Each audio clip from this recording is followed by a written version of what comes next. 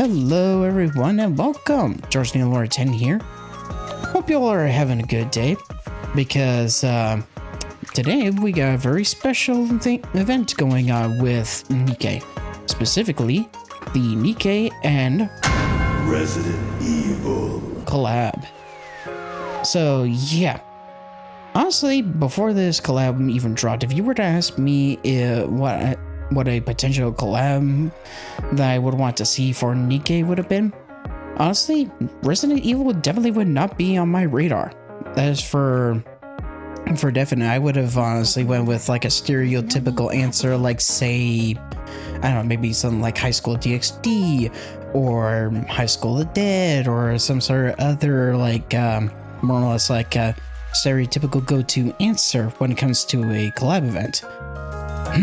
But aside from the NIKKE and Resident Evil collab, along with dropping with the collab, we got the quality of life updates than the CN version of NIKKE had gotten before us. Yes, that means we get the auto more or less selection to the next stage in the Tri-Tower, though from what I can tell it's only for the Tri-Tower. We also got the updates for the synchro device, so that way we can actually freely switch characters in and out without having to wait for that 4-hour timer. And of course, we also have the perfect mold system that was added into the updates as well. And as part of that, everyone pretty much received some special rewards in the mailbox.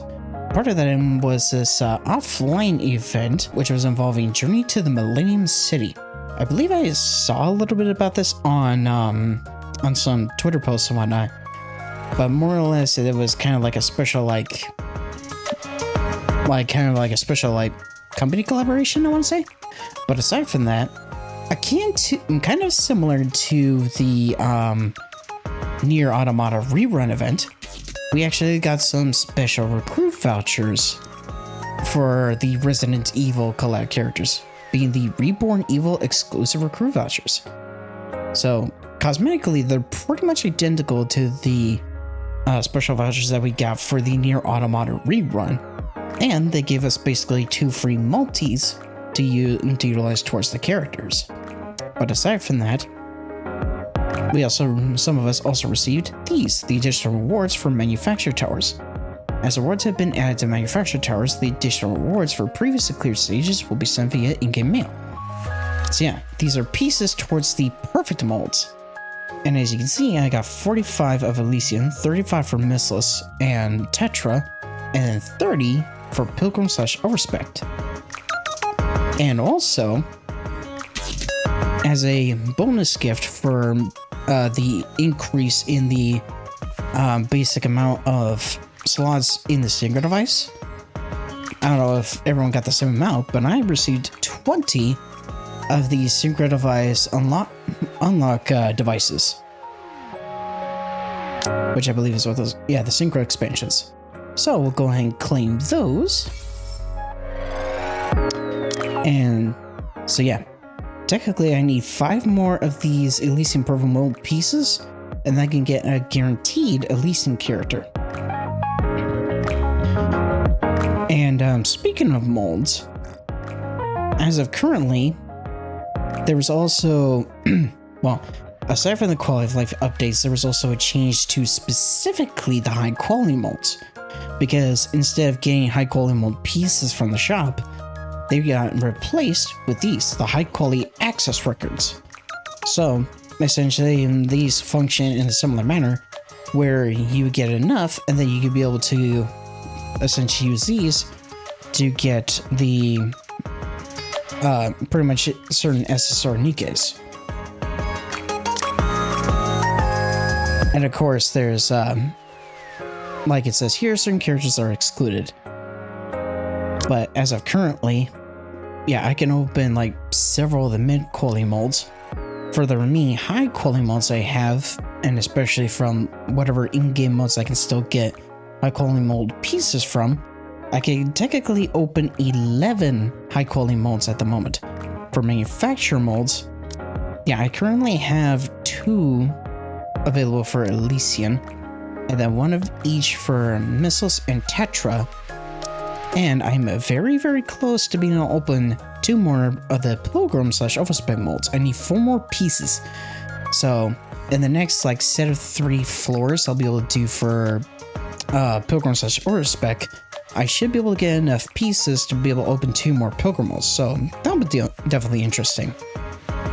Yeah, this was something that I was able to unlock with the with pretty much the new well, pretty much the new interception mode that I was able to get. Basically, I can trade certain manufacturer pieces so that way I can actually get different ones. Currently for the roster, everyone's at level 260 with the synchro device. This way, Commander. And speaking of which, with that, with those unlocks, I can be able to actually add in pretty much now 20 other characters into the synchro device pretty much for free, and I can easily switch characters in and out at any given time. So that's pretty much it for the quality of life stuff. Now, in terms of the Resident Evil collab, the first character that dropped for the collab was Ada. And then afterward, and then pretty much a week later, at the time, it's pretty much been, well, pretty much a day since Jill and Heart and Store 2 has been added to this event. And currently, with this event, there are 3 different past skins. One of which is actually was a kind of a surprise, is a special costume for K actually. That being Undercover. So yeah. Kind of her outfit is, I want to say, kind of akin to a British police officer uniform. Why do you keep bothering me? Got a death wish or something?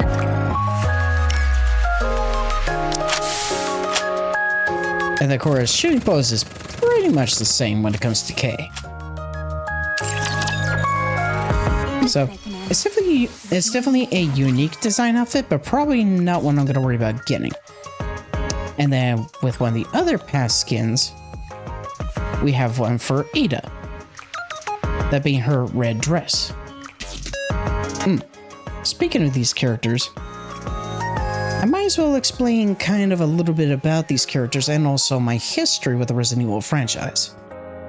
Now, when it comes to the Resident Evil franchise, the only games that I have played when it comes to Resident Evil are specifically the original Resident Evil 2, kind of, but only part of it. I'll explain that momentarily. But I also have played and completed Resident Evil 2 Remake, and I do have Resident Evil 3 Remake, as well as Resident Evil 4 Original for PS4 and Resident Evil 4 Remake.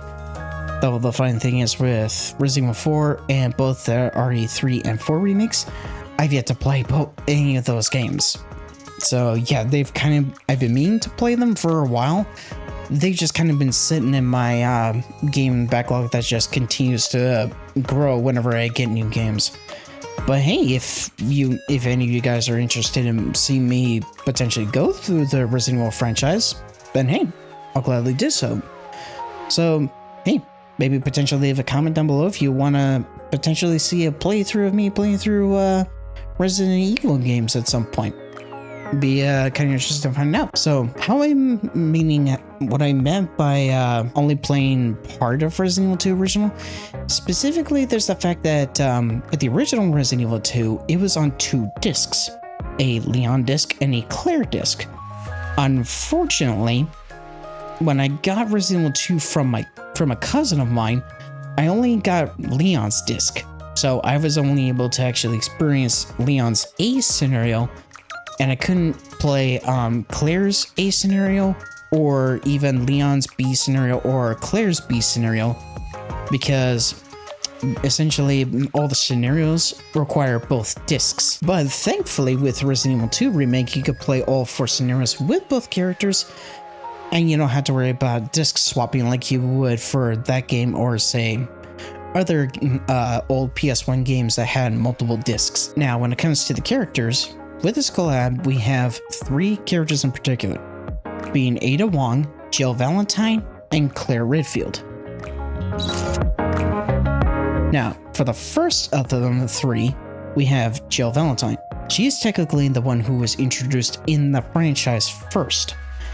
She's one of the main characters who was introduced in Resident Evil 1, along with arguably one of her closest friends / allies, and arguably one of the main characters that people want to ship with Claire, or with Jill, being Claire Redfield.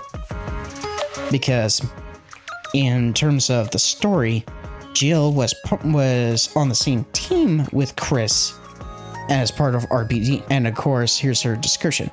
They call her Jill Valentine, a key member of the Raccoon City Police Department's Elite Stars unit. Diligent and driven by a strong sense of justice, she never hesitates to act on her convictions.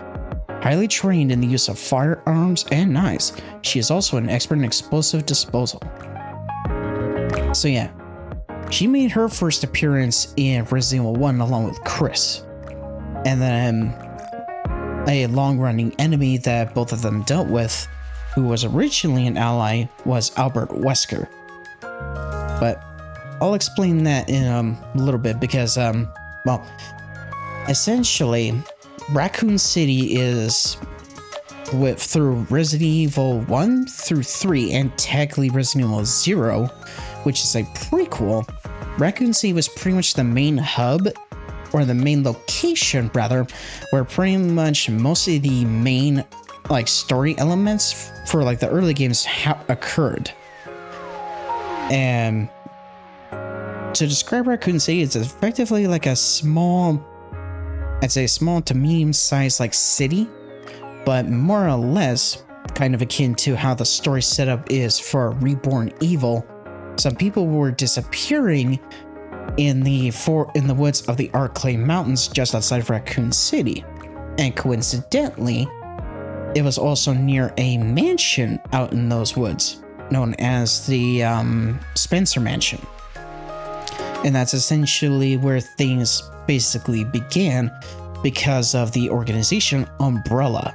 And Umbrella, they created a bioweapon known as the T-Virus. The T-Virus, of course, is responsible for turning people into zombies. And then if people are, of course, bitten and or killed by zombies, they will then in turn become zombies courtesy of the T-Virus. And then ends up being revealed in Resident Evil 1 that Albert Wesker was secretly working with Umbrella. But his plans go awry and he ends up getting killed, quote unquote, by a tyrant, which is more or less a BOW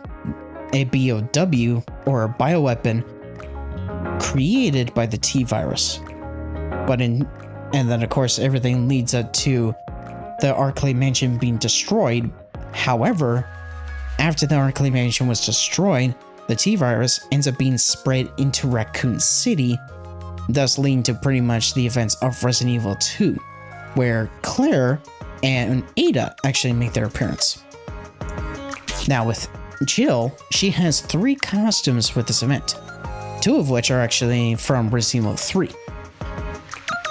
This outfit in particular, with a white undershirt in her blouse, or on her top, this outfit is specifically based on her Resident Evil 3 remake design.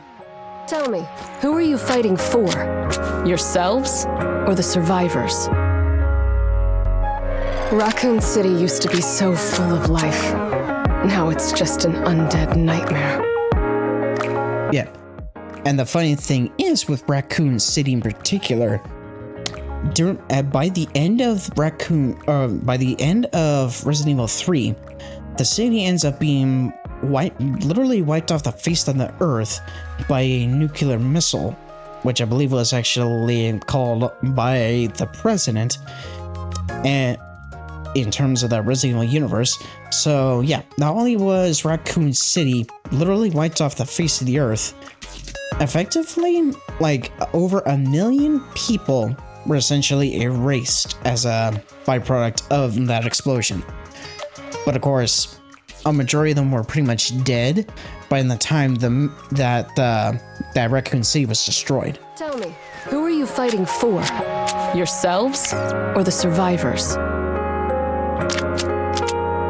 Now, when it comes to Jill, in terms of her weapon, she's actually, I believe, the first and so far only character in the game to actually use a pistol for her weapon. Though, funny enough, the weapon is actually classed as a AR, I believe, which is kind of funny.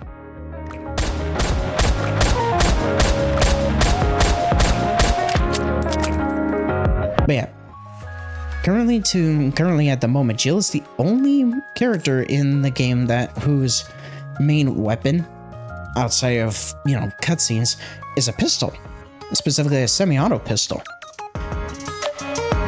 And now, when it comes to her other skins, this outfit here, her classic outfit, this one is pretty much based on the original outfit that she had in the original Resident Evil 3. And funny enough, this outfit was actually brought back, I believe, as I don't recall if it was free DLC or not, but as part of a bonus for Resident Evil 3 Remake, you could actually switch to this classic outfit in Resident Evil 3 Remake, along with the classic outfit for another character you could play as in Resident Evil 3, known as Carlos, I believe was his name. And yeah, arguably, I kind of like the classic outfit a little more. Mainly because it's a bit more revealing, obviously. Then, when it comes to her past skin, being the battle suit, this suit, its origin is actually Resident Evil 5, the game that Jill next appeared in, well, the next mainline game that Jill appeared in after Resident Evil 3. I know she's technically involved, I believe, with, I want to say the side games Resident Evil Revelations, but I know that this outfit in particular is mainly in Resident Evil 5. And the reason why she has blonde hair instead of her regular brunette hair is, I believe, after events that take place pretty much before Resident Evil 5 actually kicks off, Jill and Chris essentially track down both Albert Wesker and one of the heads of Umbrella, Spencer, to Spencer's home mansion. And after Wesker kills Spencer, then Jill and Chris confront Wesker to try and basically take him down. But in doing so, Jill tackles Wesker out of a window, and they fall from a great height. And it's kind of believed that Jill died from that. However, Jill survived, and Wesker did, of course. And then, I guess kind of as a means of getting back at Chris, he essentially captures Jill and then puts her in through this experimentation involving a pod. And the chemicals inside the pod essentially bleached her hair, so she has blonde hair instead of her regular brunette hair. And then this jewel-looking device on her chest is actually responsible for pretty much mind control. But after Chris and Sheva team up to try to subdue Jill, they eventually do remove that device from her chest, freeing her from mind control. Raccoon City used to be so full of life. Now it's just an undead nightmare. So yeah, even though she has the two pretty much automatic weapons based on the tap animation, she still has a regular pistol. Yeah, I may potentially get this outfit. And the classic outfit for Jill you get once you actually obtain Jill in the game. It's pretty much unlockable via the missions. Then for the two characters that were introduced in Resident Evil 2, we have Ada and Claire. A mysterious and resourceful operative who never reveals vulnerability no matter the circumstances. Ada works alone, staying laser focused on her mission and keeping emotional ties at bay. Her true motives, identity, and loyalties remain shrouded in secrecy. Even the name Ada Wong is just an alias. So yeah. When it comes to Ada Wong, she was introduced in Resident Evil 2. Initially, one of the two main protagonists in Resident Evil 2, and one of my personal favorite characters, Leon Kennedy, while going through RPD, there's a garage section of the Raccoon City Police Department, and you encounter Ada. Ada claims that she is trying to look for her missing boyfriend, John, but John is most likely pretty much a made-up character, just to more or less create sort of an alibi story, but essentially, it's kind of revealed, I believe, in other games / media, that Ada is secretly pretty much a agent working for Albert Wesker, and specifically trying to get a hold of a new virus that was introduced in Resident Evil 2, the G virus. And the G virus was created by pretty much the main villain of Resident Evil 2, arguably the main villain of Resident Evil 2, being William Birkin. Birkin, with the G virus, it's far more advanced than the T virus, and instead of turning people into zombies, it turns those who are injected with the G virus into bioweapons. Bioweapons that can then further evolve, becoming more and more deadly, and they can also self-regenerate, which Birkin was able to do once he injected himself with the G virus when Secret Forces sent by Umbrella to try and retrieve the G virus shot him. But he injected himself with the G virus, turning himself into his mutated self in order to, 1, heal himself, and then 2, try to reclaim back his G virus. And then of course he just mutates further and further, and pretty much becomes a periodic boss fight throughout Resident Evil 2. And depending on the scenario, supposedly Ada quote-unquote dies in Resident Evil 2, but nah, she ends up surviving because she later reappears in Resident Evil 4. So this is her default outfit, pretty much the basic red dress outfit. My identity? Sorry, that's a secret. I am willing to hear your story though. Now, as far as I know, this is the voice actress for Ada Wong specifically from Resident Evil 4 Remake. I don't believe it's the same voice actress that played her in RE2 Remake, I want to say. I may have to... Let's just say it's probably not that different from yours. I may have to potentially check, like, actor roles to get to know for sure. And then, in terms of Ada's weapon, it's more or less like a crossbow with an explosive arrowhead.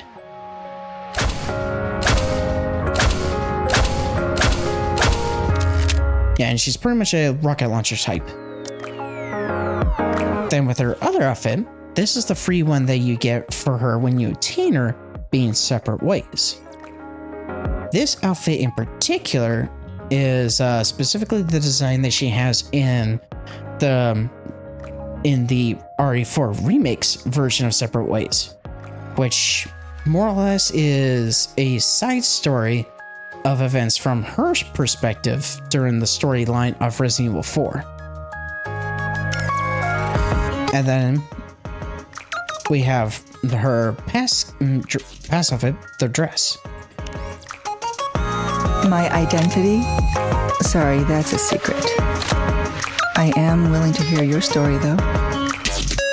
And when it comes to this dress in particular, this dress I do believe is based on her actual outfit that she wears by default during the events of Resident Evil 4, specifically original Resident Evil 4.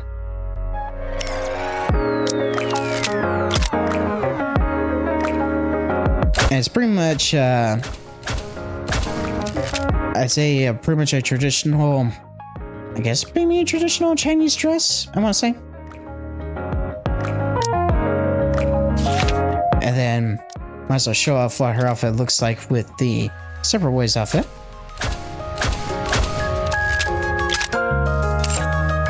And then we have the third character, the SR character, and one of my favorite characters of Resident Evil, Claire Redfield. Now, for context, Claire here is the sister to Chris Redfield. And originally, as it shows here, Claire Redfield is a college student who ventured into Raccoon City to find her brother Chris. She's one of the few survivors of the Raccoon City incident, one of the deadliest pandemics in history. Yeah. There's actually a more or less kind of a radio broadcast in part of the ending cutscene for Resident Evil 3, original Resident Evil 3, like I said, states that supposedly the death count for the Raccoon City incident is like over the 1 million mark. And that's after the city got wiped off the map. And in terms of Resident Evil 2, originally Leon encounters her in a restaurant, saves her, and then they make their way into the city to RPD to try and maybe find survivors and find out what's going on. But then, due to a runaway truck, they effectively get separated after the truck explodes, and then they go through separate paths throughout the city to then make their way to RPD and then pretty much deal with their own separate incidences as they make their way through the plot of Resident Evil 2. These raptures are mechanical creatures, you say? It's hard to believe something like that could be enemies of humanity. Now, since all the dialogue is in English, I'm kind of hoping that the Collab story is actually in English as well. If you see an infected, turn and run as fast as you can. A direct confrontation is only a last resort. Now there's one other line. First the G virus, now the Neo virus. It never ends. Yeah, there it is. And funny enough, Claire has kind of her own experience when it comes to the G virus, not just, of course, with the boss fights against William Birkin, but there's another character who actually becomes a main character in the not so well received Resident Evil 6, being Sherry Birkin, William Birkin's daughter. At one point, Sherry ends up becoming infected with the G virus because of William Birkin, and then aside from Jill becoming good friends with Sherry, Claire ends up getting the cure for Sherry to then cure her of the G virus. And at least from original RE2 to RE6, Sherry ends up kind of getting some special abilities after the G virus is more or less suppressed in her body. Though I believe it kind of ends up getting retconned because of RE2 Remake, I want to say. It's been a while since I played RE2 Remake to remember for sure.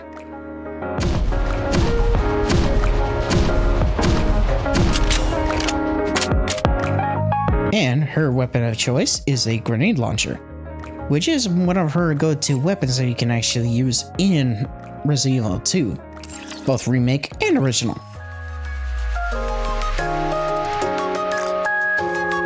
This way, Commander.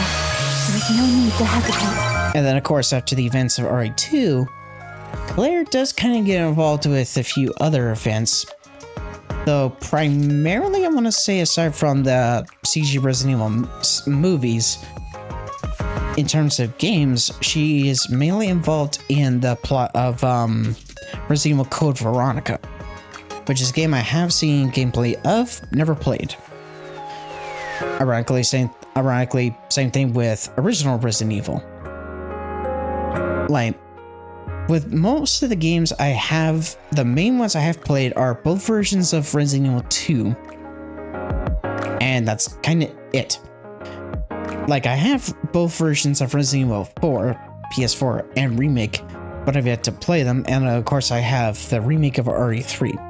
And like I said, if y'all want to see me by chance play through the Resident Evil franchise at some point, let me know in the comments. And one more thing to make note of before we kick off the event is there was also a gacha skin introduced in this event. A gacha skin for D-Killer Wife. That being Secret Police. And yeah, the burst animation is definitely nice. I'm kind of on the fence when it comes to getting this particular skin.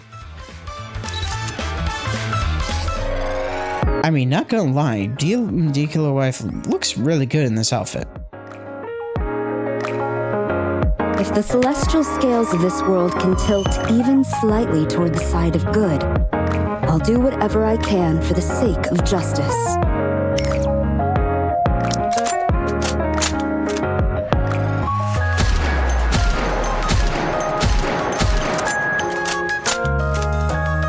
Yeah, I kind of do like the look of the outfit, so may or may not potentially go for it. I'll have to give it some thought.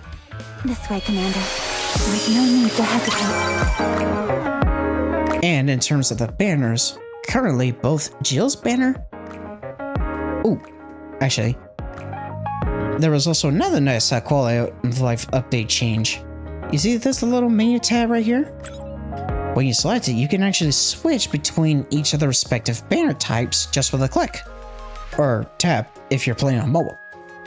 So, just by going like so, we can immediately jump from one banner option to another.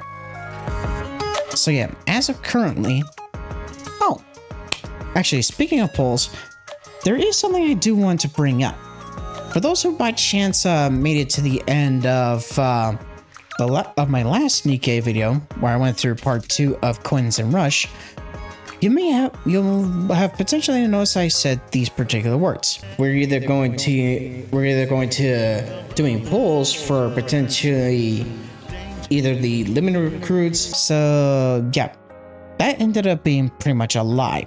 The reason I say so is because at the time, with a timer that was left on the banner for the limited reruns of the summer versions of Anise, Helm, Mary, and Neon, and Winter Ruby and Winter Anne, I did not pay enough of attention to the banner timer because I decided to basically be a idiot, stupid, smooth-brained lobotomite, and I pretty much missed out on getting either of those characters for potentially another year. So yeah, that definitely sucked. So that definitely ended up being kind of bad for me. But on the upside, it just means I have 100 plus pulls worth of gems to put towards not only Jill and Ada's banner, but if I get lucky and get both Jill and Ada with a few amount of gems or vouchers, then I can use whatever's left, mileage or otherwise, to then use towards, say, the 3rd anniversary. So, based on the amount I have right now, I pretty much have a little over 170 pulls. I'd say almost 180 pulls worth between the 2 types of vouchers and the gems.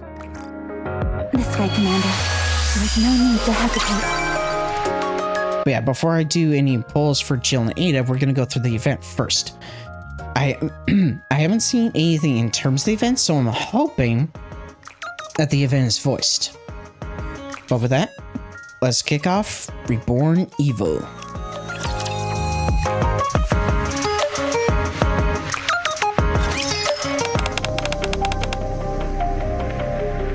Now for our next report. Over the past few days, a series of missing persons cases have been reported across the Ark. The central government has issued an official statement saying that the incidents cannot be classified as serial disappearances. Now, based on reading this, yeah, I'm thinking that it's not voiced. Case 1.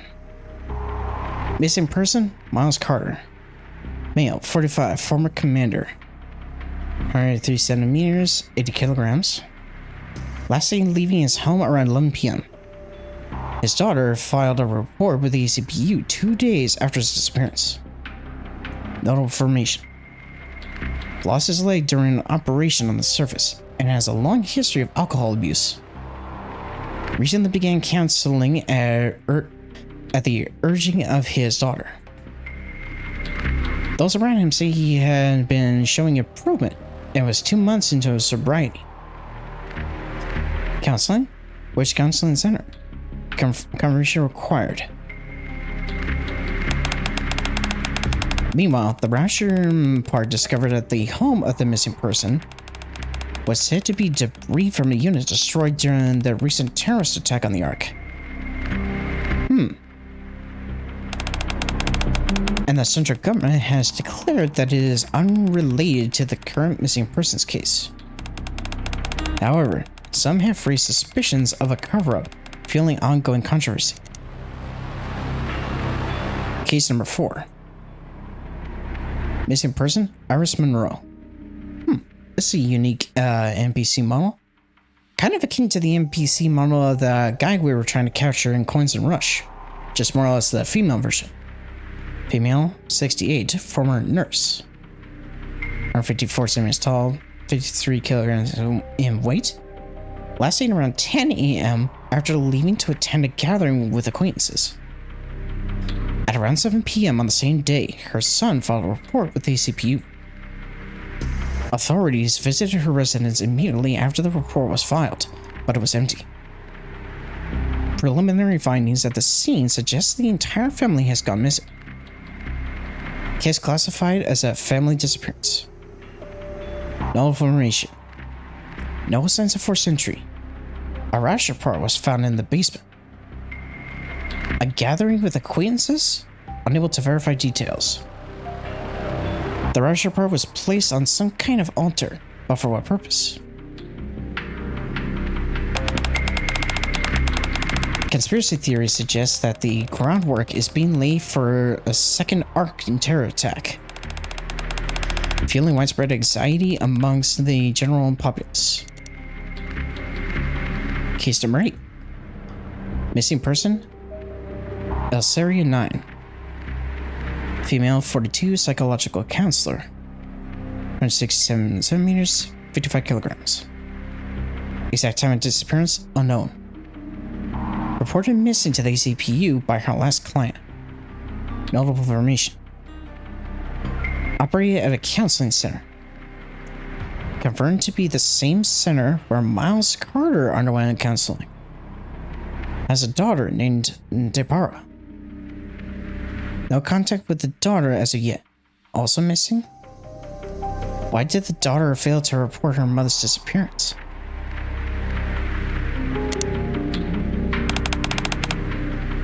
This is no good. So yeah, it is not voiced. So unfortunately, my thought of this being a second ever fully voiced collab, unfortunately, didn't happen. A slight disappointment, because given the fact that the 3 characters had English dialogue, I was kind of thinking it was going to be fully voiced, but oh well. Poli puts the pen down. Poli's eyes shift from the keys file to the computer monitor beside her. At the partition leading to the outer rim, a young girl glances around, then slips inside. The face of the girl captured on the CCTV was Deborah. Oh, okay. So, for context for this character, I believe this character was actually mentioned by name in one of the side missions that popped up during the campaign. And I believe the events of the story also is also having to deal with a rapture worshipping cult, I want to say. But aside from that, I forgot to make mention of it, but there's actually a special, more or less home screen when you like first log into the game during the Collab event, and in that image she was actually there. So now we know the name to the face. It was unmistakably Deborah, as identified in the file for case number 8. This is the only lead we've got. Can't afford to lose this trail now. Right. Can't afford to lose this trail at all. Poli grabs her sidearm. I hope it's nothing serious. She sets off to the police station. Or sets off from the police station. Case number 9. Missing person, Poli. Oh great, so she's missing too. A CPU investigator.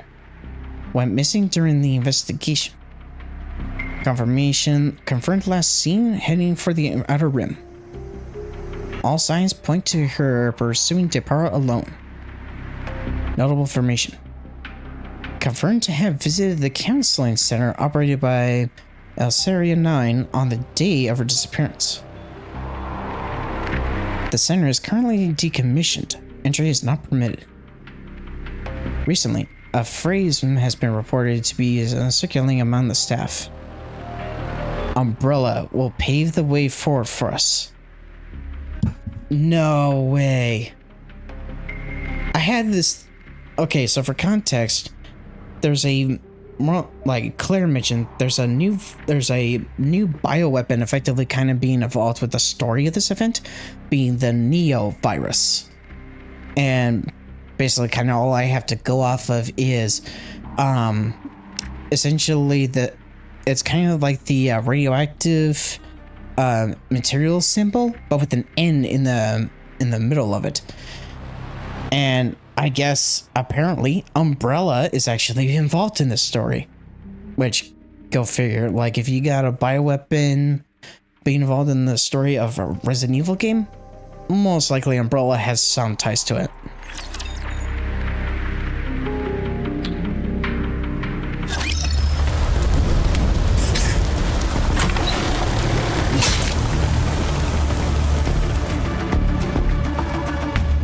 Yeah, so pretty much the main animated loading screen for the main menu when you first go through the login and loading is pretty much this, just more animated.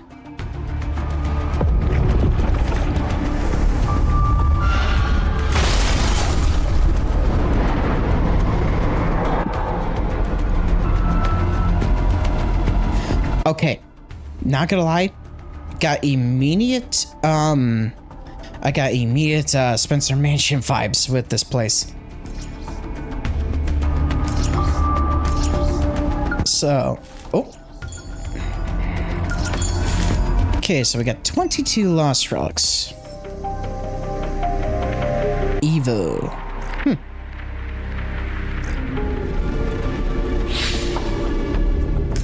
Oh, I guess we grew a green herb.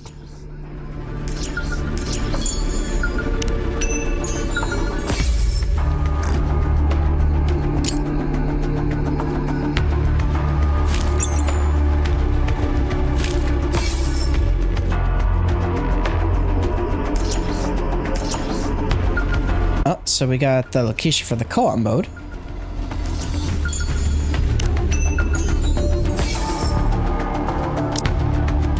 Mixed herb. Mixing herbs of 3 or more colors creates the best medicine.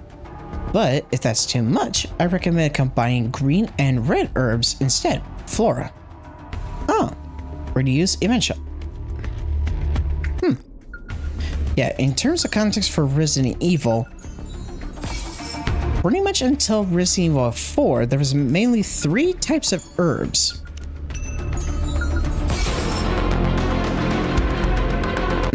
Fanatic. Oh, there it is. So who we got for the challenge mode? Oh, Tyson again. I'll take care of him real quick. But yeah, in terms of the herbs, for pretty much for the longest time for Resident Evil, with the games that did have the herbs, there was 3 main colors. Red, or there was the basic green, which pretty much provided like basic healing. Then you had red herbs, which yeah, you had red herbs, and you also had blue herbs. Blue herbs by themselves. There was always some lag there. There was some lag during that fight, kind of weird. But blue herbs by themselves would heal any sort of poison that you would get inflicted with. And then when red are mixed with green herbs, they'll provide a boost in terms of how much health you get back. And when you come, and in terms of like, is that a liquor? Never mind, I think that's a rapture. Yeah, that kind of gave me flashbacks to original Resident Evil 2. Someone's note. Honestly, I can handle anything, but that meat? I just can't stomach it. Every mealtime is pure torture. I'd rather eat the grass from the flower pots. Kind of reminiscent of how herbs are used. I'm only telling you this, so if you ever get really hungry, quickly pick some and eat it. Just don't get caught.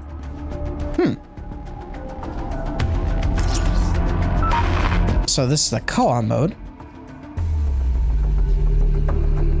Oh, okay. We got Gatekeeper. Okay, so that's unlocking next week.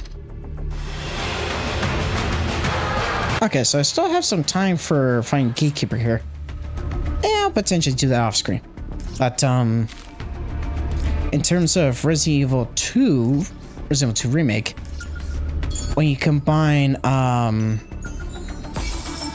believe combining red and blue will not only heal you, but actually provide red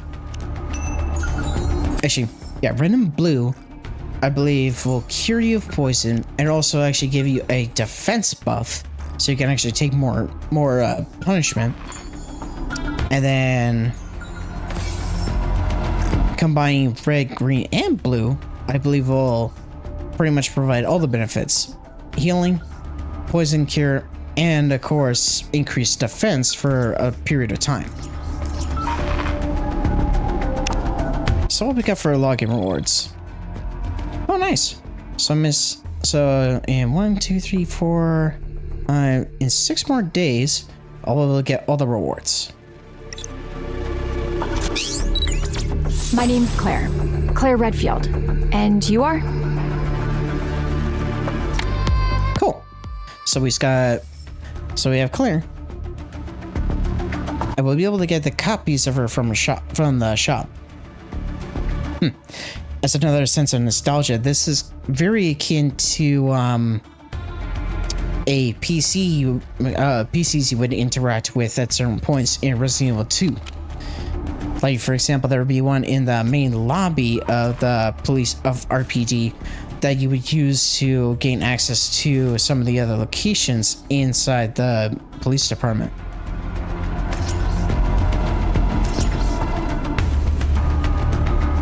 Because yeah, that interface was very, very akin to that.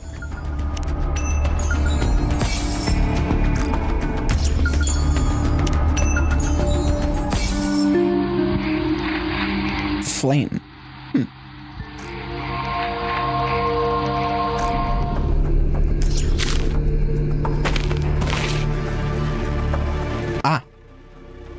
Okay, yeah. So that's like more or less a cult involved with this. The Torch of Salvation.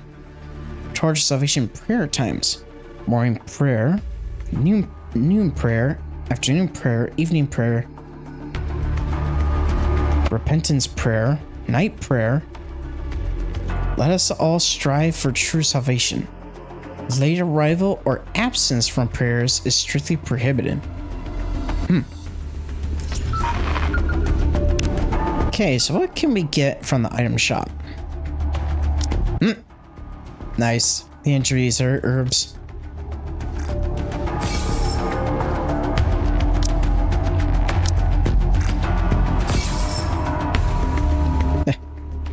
Actually, it kind of reminds me of like a almost a comedy bit that Caddicarus did with his with a more or less one of his older videos when he did a video on Resident Evil, the original Resident Evil. Have to use some first aid or herbs to stay alive. By the way, serious question for Americans. Why do you call them herbs? Why is there a silent H there? What, do you live in an house?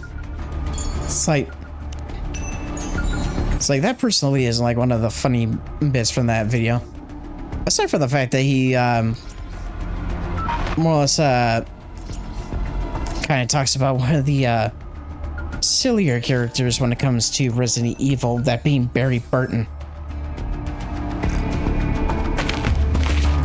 And then of course Barry Burton is one of the characters responsible for one of if not the most famous / infamous line from the original Resident Evil. That was too close. You were almost a Jill sandwich. Dorm rules. The curfew must be strictly observed. Prior authorizations required for outings. If you hear a child's voice calling for help after 2300, ignore it. Okay, that's definitely something I would not ignore, in all honesty.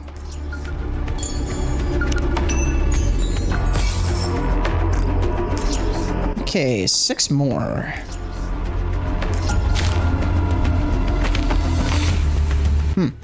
Oh, there's more. If anyone loses consciousness, do not approach or touch them. Report immediately. Actively participate in the ritual of salvation. Remember that all restrictions and trials exist for the sake of salvation.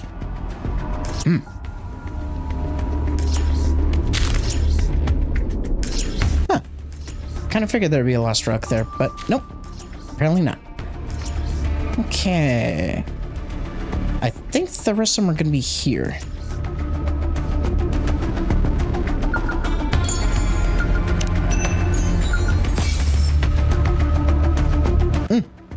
And there's the main theme, Reborn Evil. Nice. Though funny enough, the interior of this place actually is kind of akin to one of the locations that you go to in Resident Evil 4. Catacomb. Pretty much like one of the main places you go to with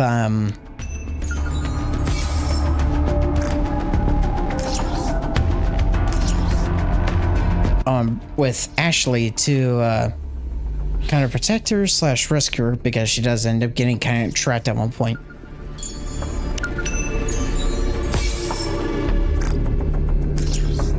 Okay, so one left. What we got here? I can't take it anymore. To hell with their so-called salvation. I've seen it all. Corpses pile up like trash. I'm running away tonight. You'd better come to your senses and fast. Remember to burn this note.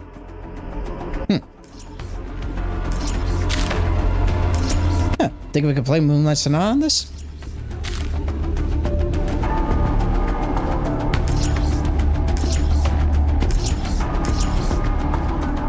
Okay. Oh, there's Ada. Can I get to her? Nope. Go back.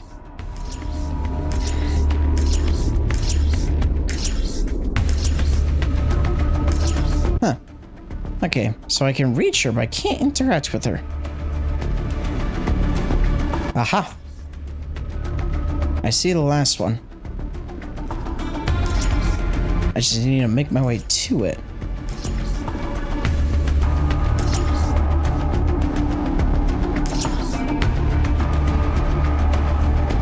Let's see, is there a pathway to the right?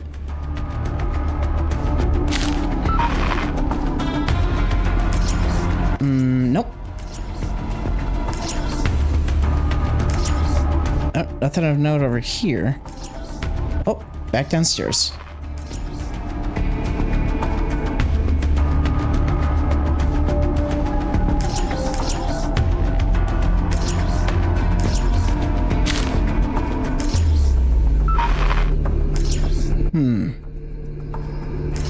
Okay. There's something missing. Because I know I saw it, but can I get to it?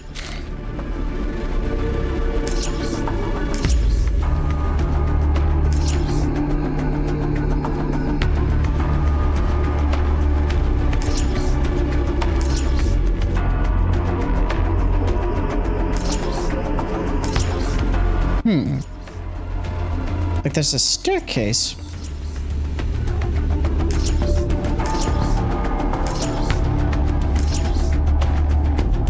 Like I can clearly get through this door based on the map.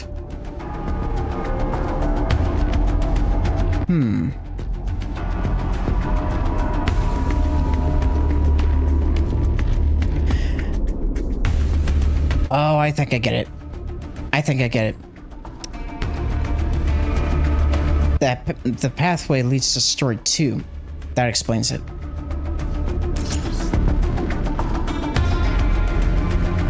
I think I get it. That doorway will lead to story 2 once I unlock it.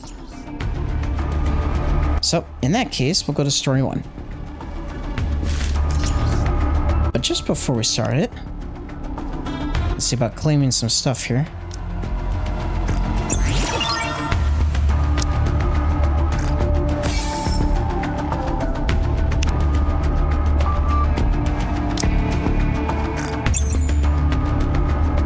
Yeah, and thankfully for both these passes, as well as the banners, I still have a good amount of time to get them.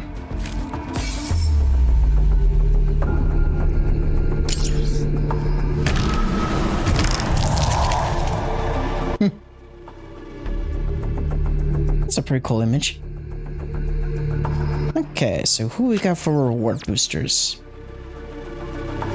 Alright, we got Ada, D-Killer Wife, Kay, who I don't have yet unfortunately, Miranda, Poli, Claire, and then the counters.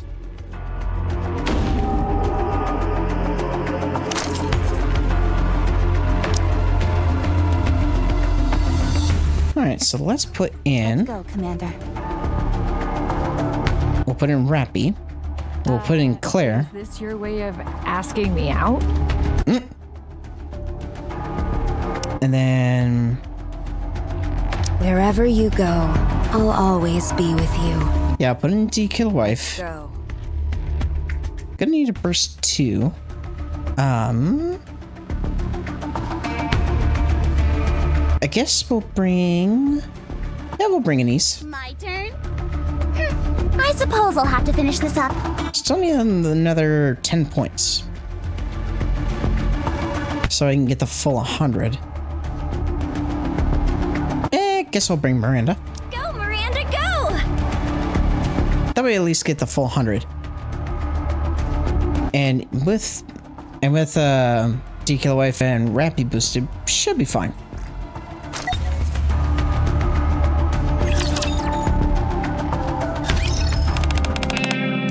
Right on time. Take a seat. I heard a D-Wave was detected? Yes. It was 2 weeks ago. A D-Wave triggered by the entity codenamed Gatekeeper was picked up. 2 weeks ago, he said? Why wasn't I notified immediately? We had to confirm a few things. The D-Wave wasn't detected on the surface this time. It came from inside the Ark.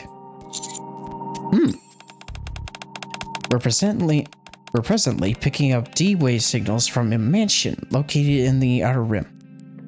Ha, kind of a callback to Resident Evil 1.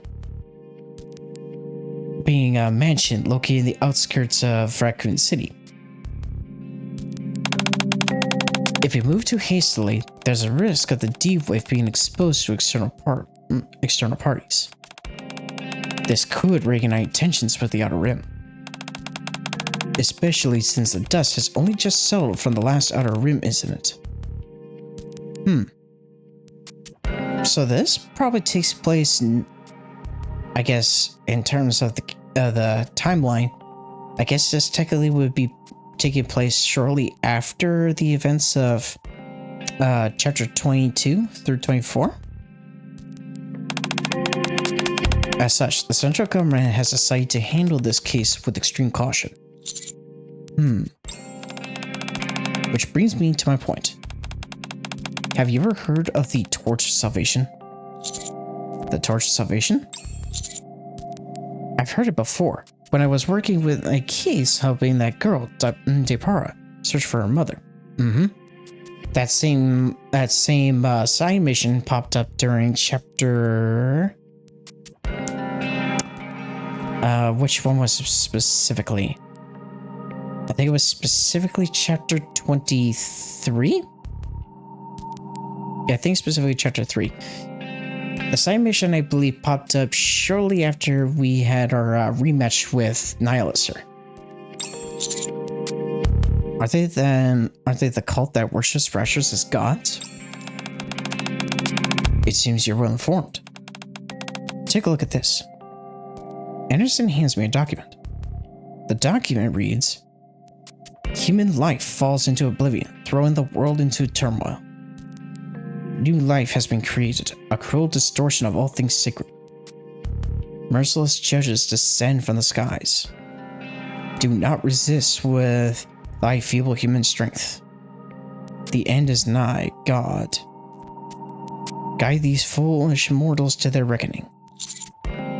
Is this a prayer? Where did we recover this? Near the mansion where the D-Wave was detected. It's supposedly a prayer recited at the Torch of Salvation's gatherings. And also, that mansion has been identified as a gathering site for the Torch of Salvation. We shouldn't go charging in head first, unless we want a complete fiasco on our hands.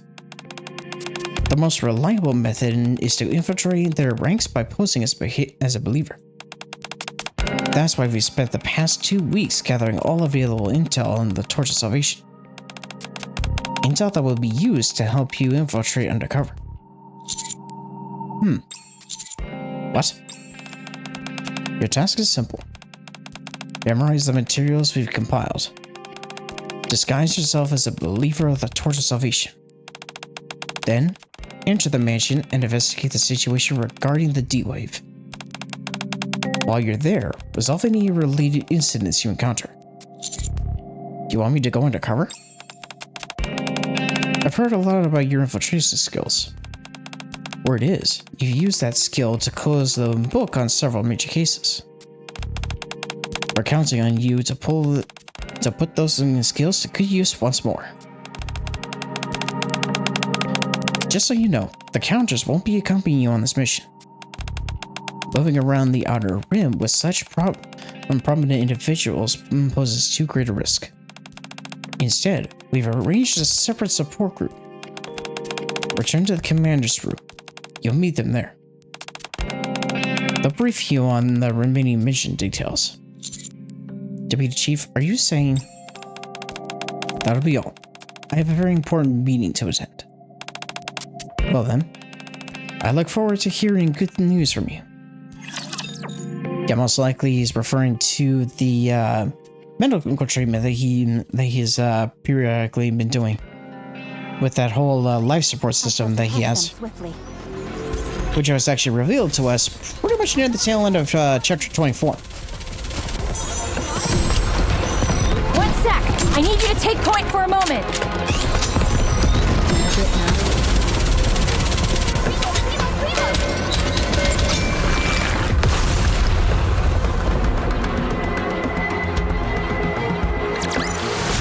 Nice work! When I get back, whew, I'm heading straight for the shower.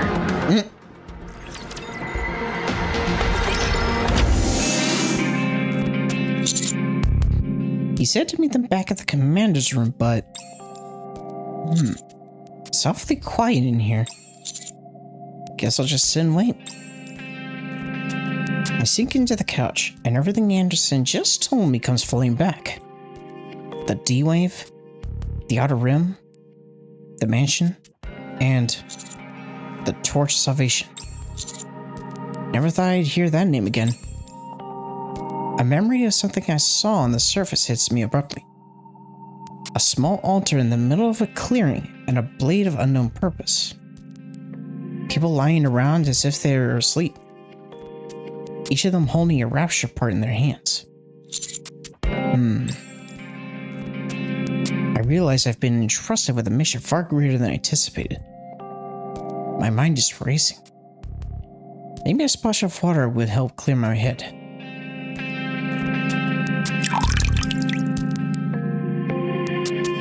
The sound of a running faucet can be heard from the bathroom. Did I forget to turn off the water? If Rabbit finds out, she'll freak out.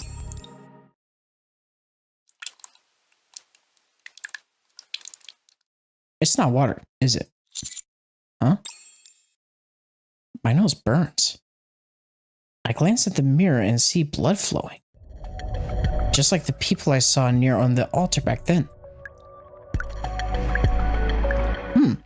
This is kind of a callback to one of the opening events for RE3 Remake.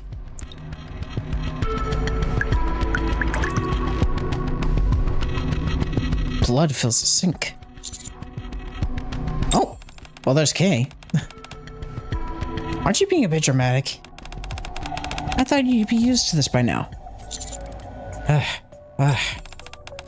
What the? Hey, you okay? The blood that filled the sink has completely vanished. I glanced back into the mirror again. D and K are standing behind me. Yeah, I'm fine. So, you all the backup Anderson was talking about? We'll wait outside. Pull yourself together and come out when you're ready. As missing persons reports continue to pour in, the central government has stated it will take firm action against those who spread false information. After washing my face, I step out and see the news is on. Dee is leaning against the wall with her arms crossed. Kay is sprawled out on the couch. They're watching the news, both with grim expressions. These days, all you hear on the TV are stories about people going missing.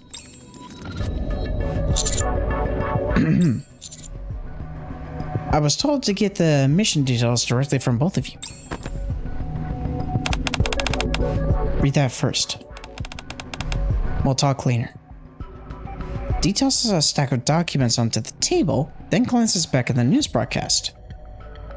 Looks like I won't get a word out of her until I'm finished with the entire pile. At the very top of the stack of documents, it reads, Case number 1. Missing person, Miles Carter. Guess I'll take a look.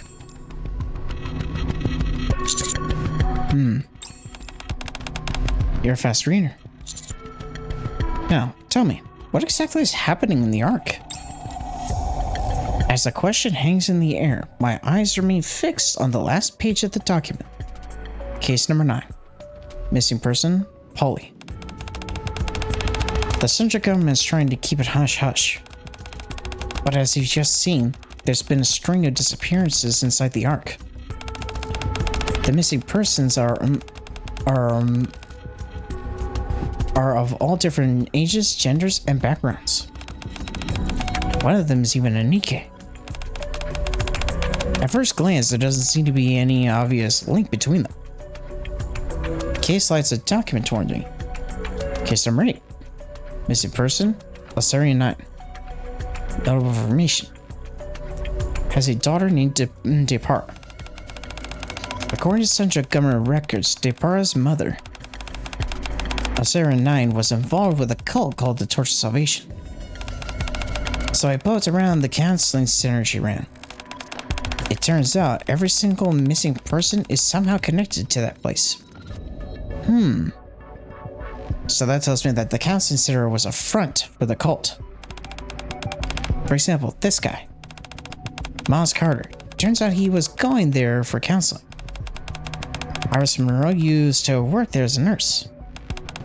Not only that, that's enough. You don't have to spell everything out. If you say so. Anyway, here's the bottom line. Everyone of the missing is tied to Asarian 9. Which brings us to the problem. Though I guess the name could be pronounced Nene, not sure. She's part of a cult that worships raptures. So, here's where the D-Wave is coming from. The first person to go missing, Miles Carter, vanished 2 weeks ago. Strangely enough, we picked up the D-Wave coming from the Outer Rim 2 weeks ago as well. Right at the mansion where the Torch of Salvation holds its gatherings. Something about this reeks, wouldn't you agree? So the missing persons cases, the D-Wave, and the Torch of Salvation. There's a chance they're all connected?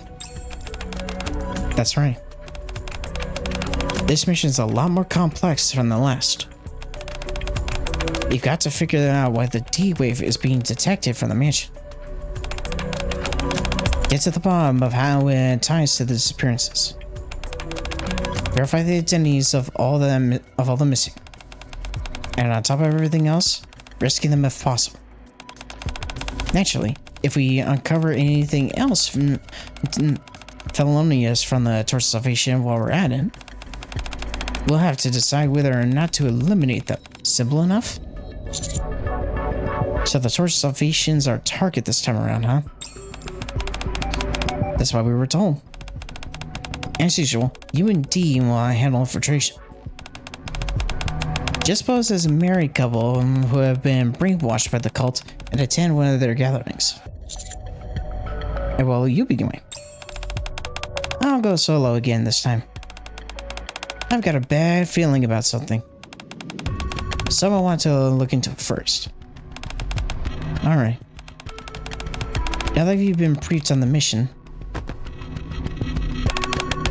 start by memorizing what's written there. D tosses another stack of documents onto the table, then turns back into the news broadcast. Once again, it seems she won't say another word until I've read through everything. Just from skimming through, it looks like this is the backstory for the couple we're supposed to play. You want me to memorize all of this? I'll have to handle some stuff. Let's give this our all. In the name of justice. Subduing target.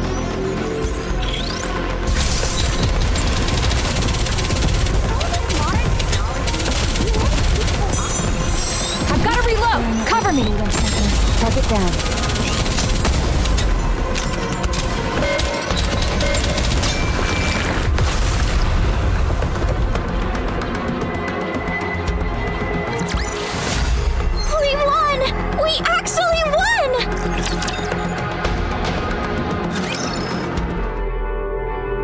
They're husband and wife. Both of them come from the quotidian class and have been living a fairly uneventful life in the Ark. Annette works as a nurse. On the other hand, her husband. Speak of which alias should I use this time? William, I believe you should be able to come up with something on your own. Sorry, go on. Her husband, William, is a researcher at a pharmaceutical company. This is a reference to William Birkin of Umbrella. Despite the couple's busy schedule, they never forget to shower each other with attention. Everyone around them speaks highly of how happy their marriage seems. You're home. You must have had a long day. Yeah, you too? You must have had a long day yourself, darling. Not at all. Oh? What's that, honey? These? They're, the flowers are absolutely beautiful. Oh, right, the flowers. I thought of you on the way home, so I picked them up. Thank you. She loves nothing more than flowers from her husband. That part of the script never seems to change, no matter what role I play. Honey? It's nothing. Then one day, calamity befalls the couple. A medical accident occurs at William's pharmaceutical company. All the blame is pinned entirely on poor William. The couple suddenly becomes buried in debt, and their idyllic life collapses overnight. Despite this, Annette never blames William. Instead, it's alright, what happened wasn't your fault, honey. It's a world that's gone crazy. Don't worry. The judges will be sent from above to guide everyone toward the end. They begin to blame the world for turning its back on them. Soon, the couple becomes devoted to the torch of salvation. With their faith deepened, the couple decide to attend a gathering purportedly being held at a certain mansion. Thus, they quietly head for the Outer Rim. They even bring a bouquet of flowers, hoping to be welcomed as initiates into the faith. The residential area near the mansion is eerily quiet. It's rather unsettling. It's like there's no one around at all. Only pages filled with prayer script are scattered about. There's no sign of life anywhere. When Kay and I were digging around, this area was crawling with cultists. So, went out, darling. Let's start by checking out the area. Given the situation, I think we can drop the act. Dee and I split up to look around. While there are signs someone was living there recently, the place itself is completely empty. The only thing worth noting is some sort of graffiti has been scrawled all over the walls. Is that an umbrella? Yeah. Reference to Umbrella Incorporated, one of the most evil video game-based companies. Well, companies in a video game setting. Why would someone draw something like that here? Does it mean anything? I stare at the umbrella graffiti for a while, but it offers no answers. I turn my head and see the mansion looming in the distance. From the moment I saw it, the mansion felt like it didn't belong in the Outer Rim.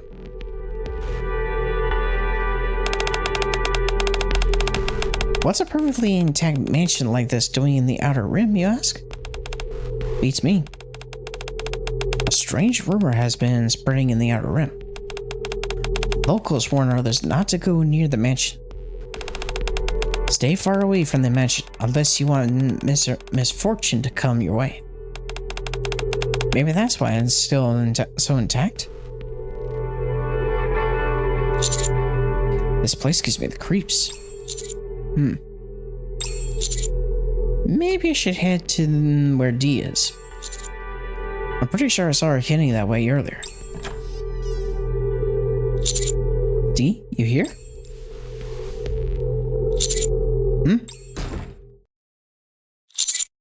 Sorry. I didn't realize you were changing. I'm slipping into something that'll be easier to move around in. No point in pretending that we're a couple at this point. So, did you see anything? I noticed some strange graffiti drawn all over the place. But other than that, nothing unusual. Nothing out of the ordinary? That makes all this even more suspicious. I hear a door open behind me. Dee's changed back into her usual outfit. Doesn't look like there's anything else to learn here. Let's head to the mansion. With any luck, we might find some sort of lead there. Target located. Oh, there's Ada. Keep up your end of the bargain. And I'll do the same. Wonder who Ada can be communicating with. Enemy sighted!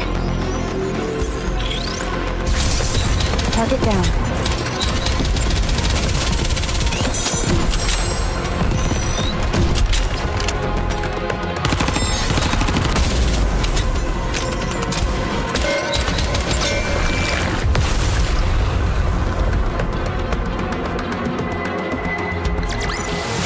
Commander, the disruptive elements have been removed.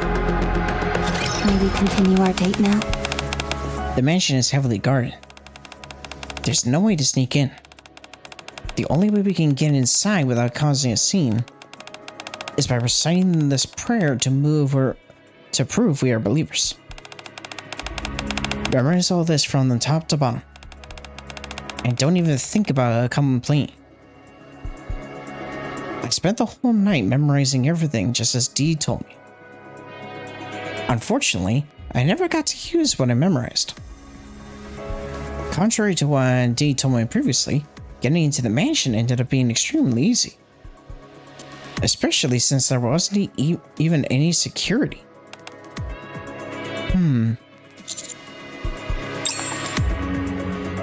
Much like the residential district, the mansion is deserted.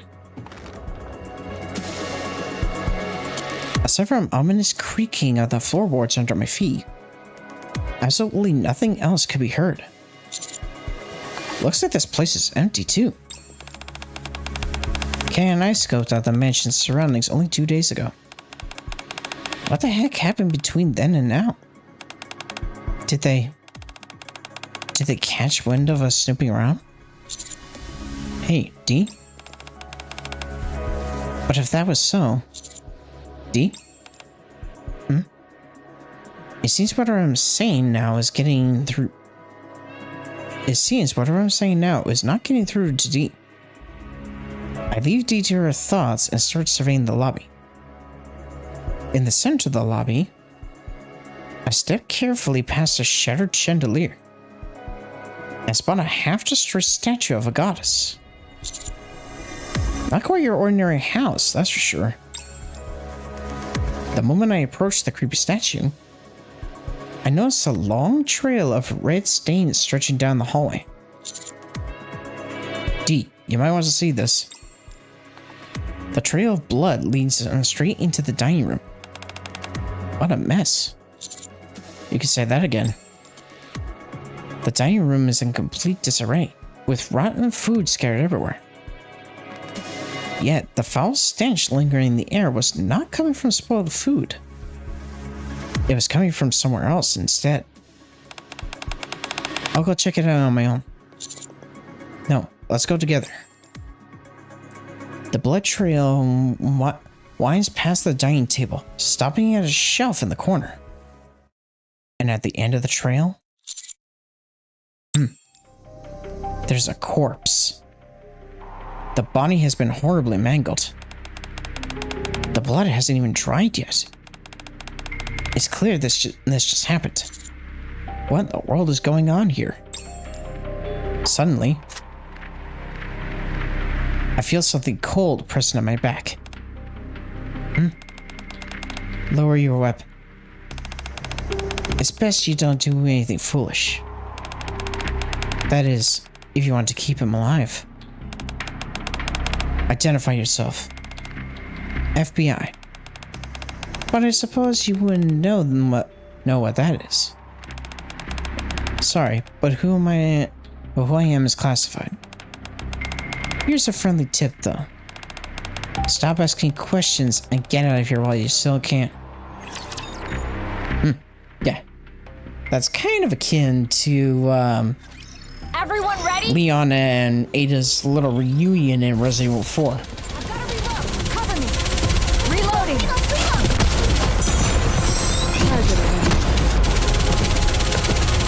Reloading.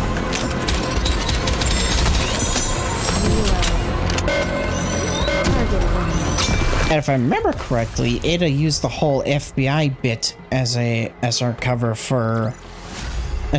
in Resident Evil 2 remake.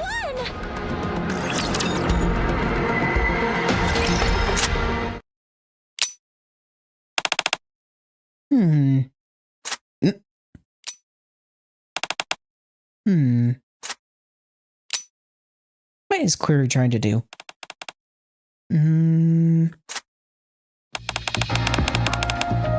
Miranda, are you alright? Huh? Yes, of course.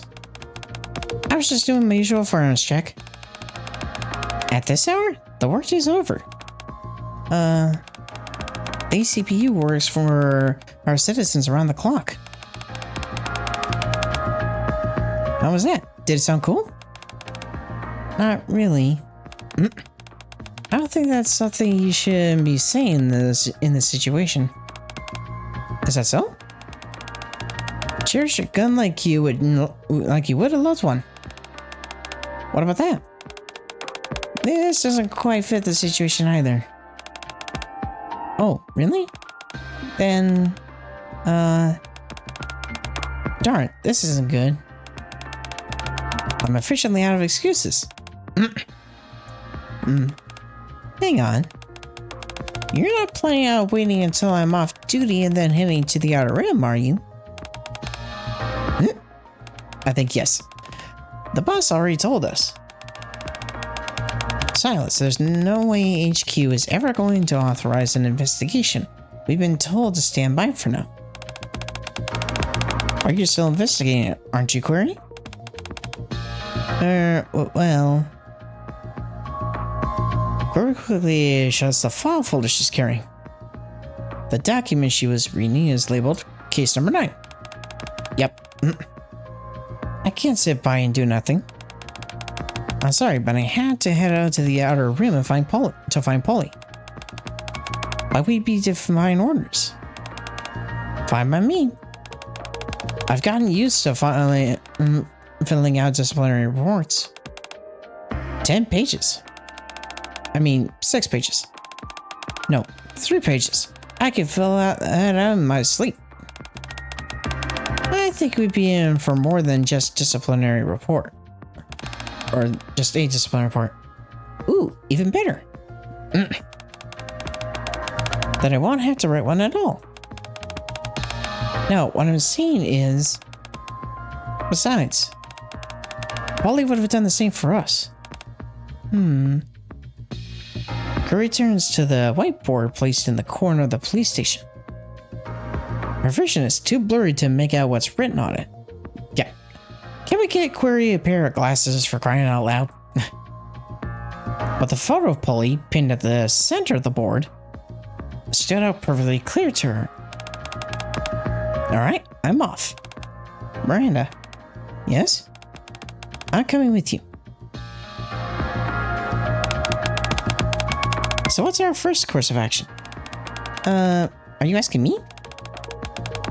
It's just you and me, so who else would I be asking? And no more jumping out of the shadows like last time, okay? It honestly scares me to death when you do. So what you're telling me is you came out here without a plan? Well, this is where Poli's signal was last detected. Why don't we start by searching around this area? Also, is it just me, or does this place feel kind of creepy? There isn't a soul around. Hey, do you see that? There's a mansion over there. Let's check it out. This is ACPU. We're coming in. Miranda yanks open the front doors and strides confidently through. We really shouldn't be barging in like this, Miranda. As the front door opened, a courtyard came into view. What's that? In Crew's hazy field of vision, 3 furry shapes appear. Poli? No, not Poli. Not Poli. Huh? Wait a second. Are they by chance the freaking Cerberus creatures from Resident Evil? That's not Poli. Run! Oh god, they are. Freaking zombie dogs slash mutated dogs. I knew it. Yeah. This is definitely a reference to the Cerberus enemies, which are commonly as I believe Rottweiler is the breed, but more or less they are they'd be more or less the kind of dogs that would be part of police force, but mutated, of course, with the T virus. Yeah, definitely some of my least favorite enemies in Resident Evil, especially classic Resident Evil 2. Well, not quite zombie dogs, but close enough. 3 dogs lunge towards them. Their eyes glow a sinister red, as if infected by something. Yep. Definitely the case. So yeah, they're not exactly the zombie Cerberus dogs, but they might as well be akin to, I guess kind of akin to the dogs of like RE4 being infected with the plagas. Where did they come from? Ah! Just as the largest one opens its jaws. Hey, there they are. Jill and Claire. 2 women appear from behind. One of them fires a launcher into the air, causing the dogs to flee into the distance. You okay? Thanks a bunch.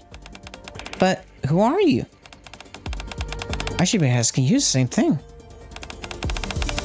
What the hell is this place? And who are you people? Yep, pretty much similar phrasing asked by literally every other Collab character in the history of NIKKE. Target eliminated. What's that? I need you to take point for a moment.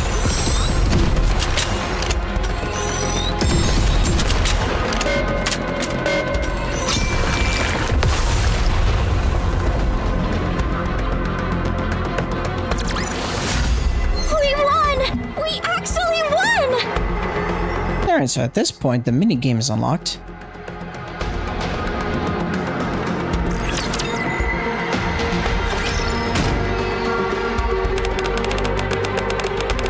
Hold the door. We gotta keep them out.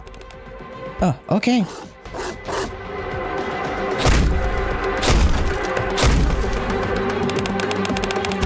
Damn, another mansion? Am I caught in a nightmare? Ow! Don't worry. I just pinched my cheek, and it definitely hurt. That means this is no nightmare. If you're still not convinced, I can pinch your cheek in too if you like. That's so thoughtful, I'm tearing up. You're most welcome. Can we save the banter for later?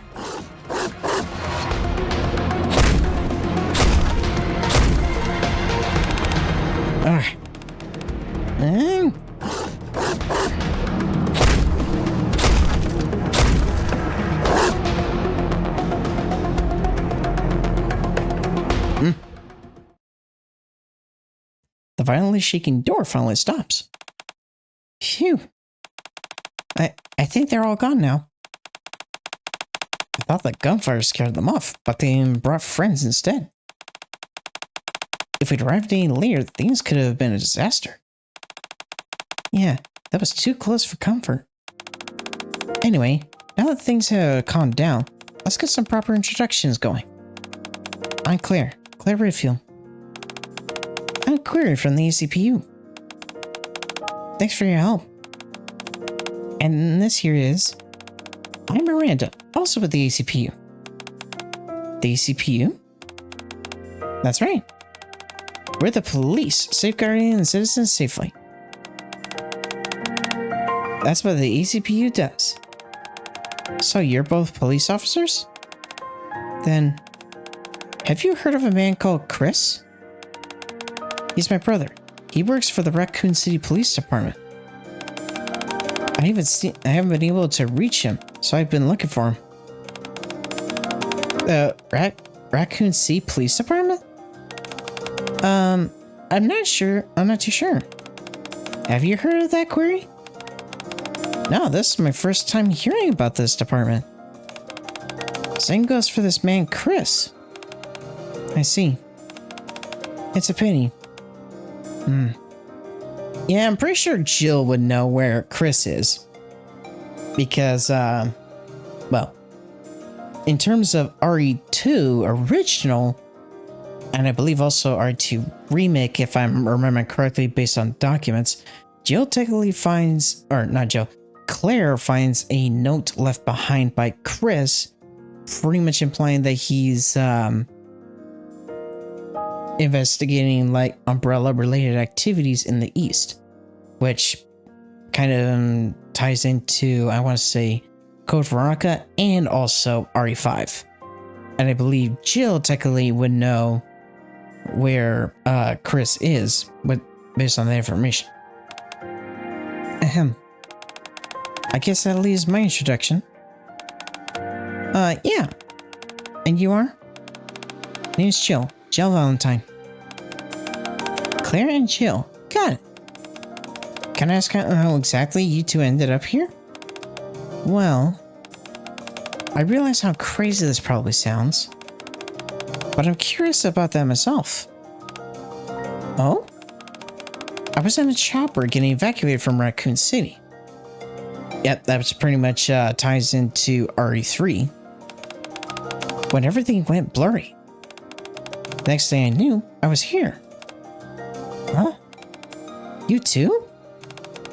I was trying to escape Raccoon City when everything started going blurry too. Before I knew it, I saw the two of them getting attacked. I just reacted and sprang into action. What the hell happened to us? Yeah. So to sum things up, neither of you have heard of the Ark or the Outer Rim? And you've never heard of NIKKE or Raptures either? Nope. And on our end, we've never heard of this Raccoon City you say you escaped from.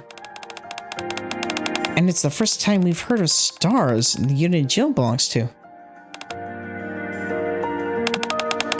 This is bizarre. It feels like I'm in a dream. A dream, you say? The offer to paint your cheeks is still open. Thanks, but no thanks. Alright. If you change your mind, just say the word. Sure thing. Actually, there's one more thing. If you've never heard of Raccoon City, I'm guessing Umbrella Corporation doesn't ring a bell either? Umbrella? I figured as much. Those dogs you were attacked by seem to be infected by a virus. That made me think Umbrella might be up to no good here as well. Yeah, makes sense. It's impossible to say for certain. But one thing is clear. Something's definitely going on. So, Query Miranda, what brings you to this mansion? I doubt a pair of cops would be coming to an old mansion like this just for a social call. Yeah, very true, especially given how events in Resident Evil 1 occurred. Is this related to a case? Well... Yep, that's right. We're here to find a colleague of ours who's gone missing. Her name is Poli. A missing colleague? Yeah, she was conducting an investigation and went missing around this area. You both are free to go. But with Poli's disappearance, and those dogs from earlier, I'd say it's rather dangerous, so we can escort you somewhere safer. You said Raccoon City, right? I'll check with my boss about this place, so don't worry. So don't you worry. What about you two? We'll still need to find Poli. You couldn't even handle those dogs earlier. That's because... It's fine. We'll stay and help you look for your friend, Poli. Besides, by investigating this mansion, we might find out how we ended up here. There's gotta be a connection. Makes sense to me. This place is dangerous. We should stick together. I appreciate your help. I have no idea how we ended up here, but why don't we kick off the investigation from here? First off, it looks like we're in the annex. It says so here on this emergency exit map. Miranda points to a bulletin board on the wall. On the bulletin board, there's an emergency exit map as well as... Looks like this annex was used in as a dorm. A dorm schedule.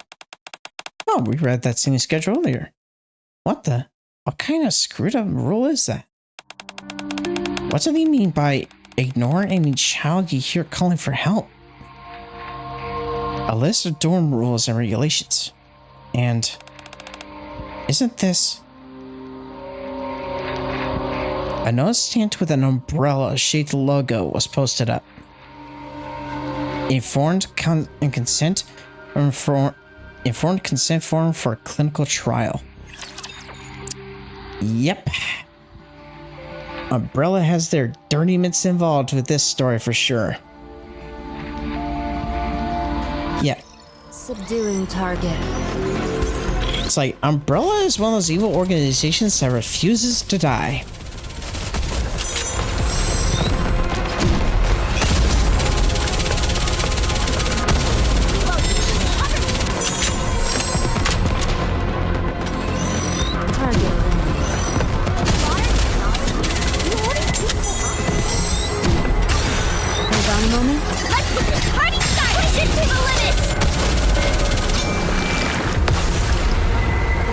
There we go. Very nice.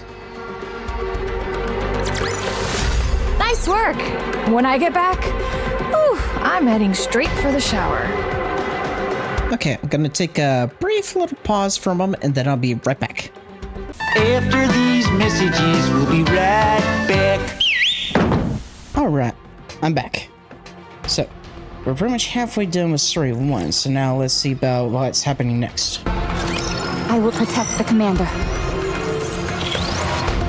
Now, given that the virus that was kind of talked about with this collab, with the name of it being the Neo virus, I'm kind of curious if it's going to be something similar to the T virus, or if it's going to be something like completely different.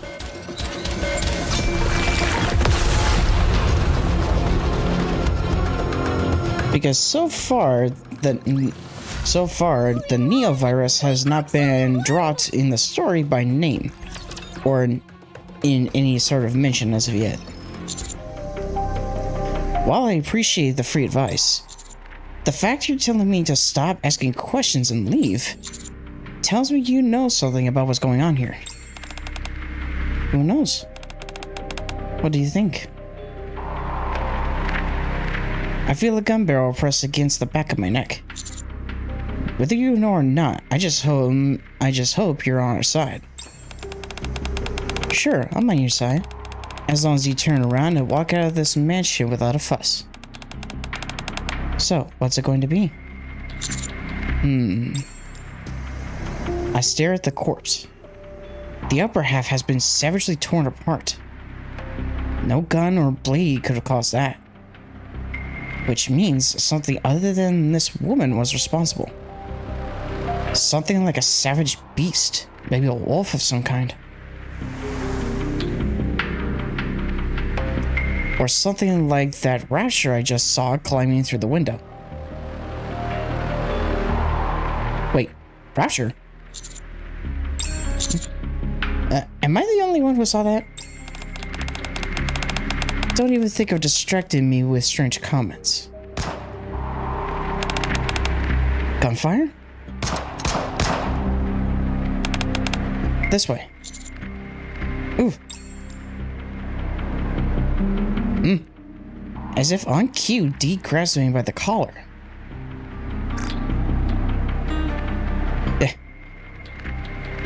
So Ada has her pistol to D's face, while D has...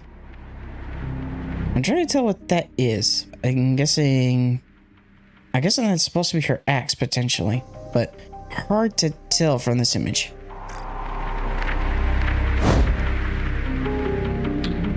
And raises her axe to the woman's throat.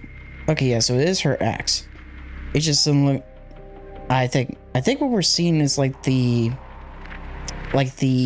top of the axe head. That's probably what it is. You okay? Thanks for that. My neck's a little sore, though. Lower your weapon. Don't do anything foolish. You're pretty good. But are you really bringing an axe to a gun party? Want to see who's faster? Even with the axe blade resting against her throat, the woman remains utterly unperturbed. Instead, she merely flashes a calm and confident smile. It's the same for D. Even with a gun pointing at her head, she remains as composed as ever. At this rate... Wait. Hey. My name is Georgetown.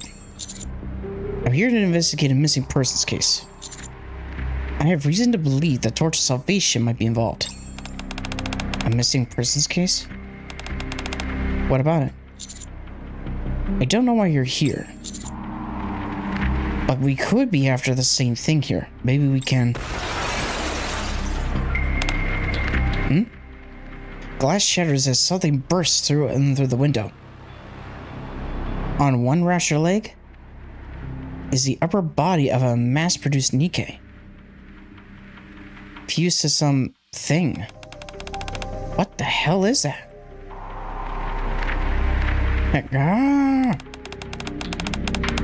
I've about had it with these interruptions. Follow me. And don't even think about using that gun. Unless you want more of those things showing up. The mystery woman disappears into the lobby. D. Let's follow her. So I guess we more or less came across a NIKKE Rasher hybrid bioweapon, if I had to describe it. One sec! I need you to take point for a moment! Yeah. With how early on I pointed out the fact that there was what looked like was a rapture crawling outside the window in one of the sections of this intermention hub. There's actually it's kind of a callback to the original Resident Evil 2, because after you go through a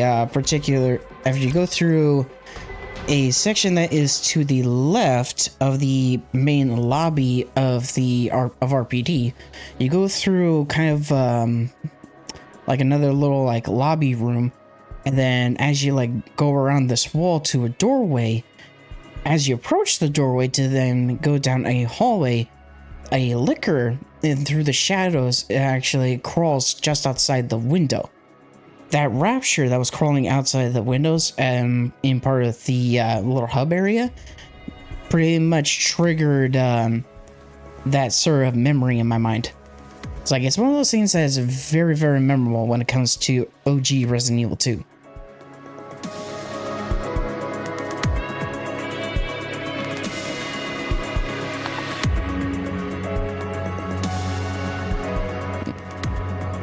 The sound fades away. We fled from the creature, making it to the second floor of the mansion. Perhaps the stairs are too narrow, as it doesn't seem to be able to follow us up here. What is that? A monstrous fusion of a rapture and a mass-produced NIKKE. Even at a glance, it's clear that the two were forcefully stitched together. The hellish appearance of that thing was nightmare fuel. Suddenly, the woman reaches her hand out to me. What do you think you're doing? The woman ignores the axe pointed at her and gently brushes my back. I'm simply trying to pat him on the back. See? I don't have my weapon in hand. With a calm smile, she raises both hands slightly. Name's Ada. I got out of Raccoon City. But then everything went blurry. Next thing I know, this mansion appears, so I was investigating the area. Raccoon City? You haven't given me your name, by the way. It's D. That's it? Just D? Yes. D puts the X away. Okay, fair enough. D. Easy to pronounce, I suppose. But honestly, don't you think your story has holes in it? You say everything went blurry, and then this mansion appears before you? What does that even mean? I tell you, that's exactly what happened. My vision blurred, and this mansion just appeared. So you're saying, how many times do I need to say it? My vision blurred, and then Ada. So, you either have no clear memory of the circumstances that led you to this mansion, or you essentially blacked out and then found yourself here almost as if you'd been teleported. Is that how you feel? Both explanations pretty much sum up how I feel. How did you know that? I knew it. She's a human from another world, brought here by the D-Wave. I have a few guesses as to what happened to you. I explained to Ada what the D-Wave is in detail. So what you're saying is, something called a D-Wave swept me up and dropped me into another world? And if I want to go back, we need to wake up something called the Gatekeeper? That about covers it, yeah. Are you even allowed to share all this information with me? What if I'm playing you in order to get an intel? You were even quick to reveal your name and intentions. Aren't you being way too kind, Georgetown? Or are you just that naive? What if I'm the enemy? I mean, to be fair, we have no idea if Ada's potentially working with someone again when it comes to the storyline for this collab, so she may potentially be pretty much a agent working for, who knows, Albert Wesker or someone. If you meant to kill me, you would have done it the moment we met. What if I'm just gathering intel while your guard's down, then planning to kill you after? Dee has my back. She'll figure something out. Figure something out? You must really trust her if you're willing to bet your life like that. You seem awfully calm about all this, don't you think? You've been teleported to a strange world and just saw a nightmarish monster, yet you don't even flinch. Or you didn't even flinch. You're not wrong. Let's just say we're both a bit odd. Both a bit odd then. At any rate, this clearly isn't the world that I know. Correct. Then, why is there evidence of the Umbrella Corporation here too? Ada points into the distance. In a space littered with long benches. An altar with a rapture core resting on top of it stands at the far end. Oh, so that's what this thing is. A rapture core. Though, this rapture core in particular looks like it's kind of encased. Like, it looks like it's kind of encased in, like, maybe, I guess kind of bronze, if I had to guess. And strewn across the altar are sheets of paper marked with an umbrella symbol. Do they have the symbol? I'm not seeing the umbrella logo on the, like the papers here on the floor. So, I'll take their word for it.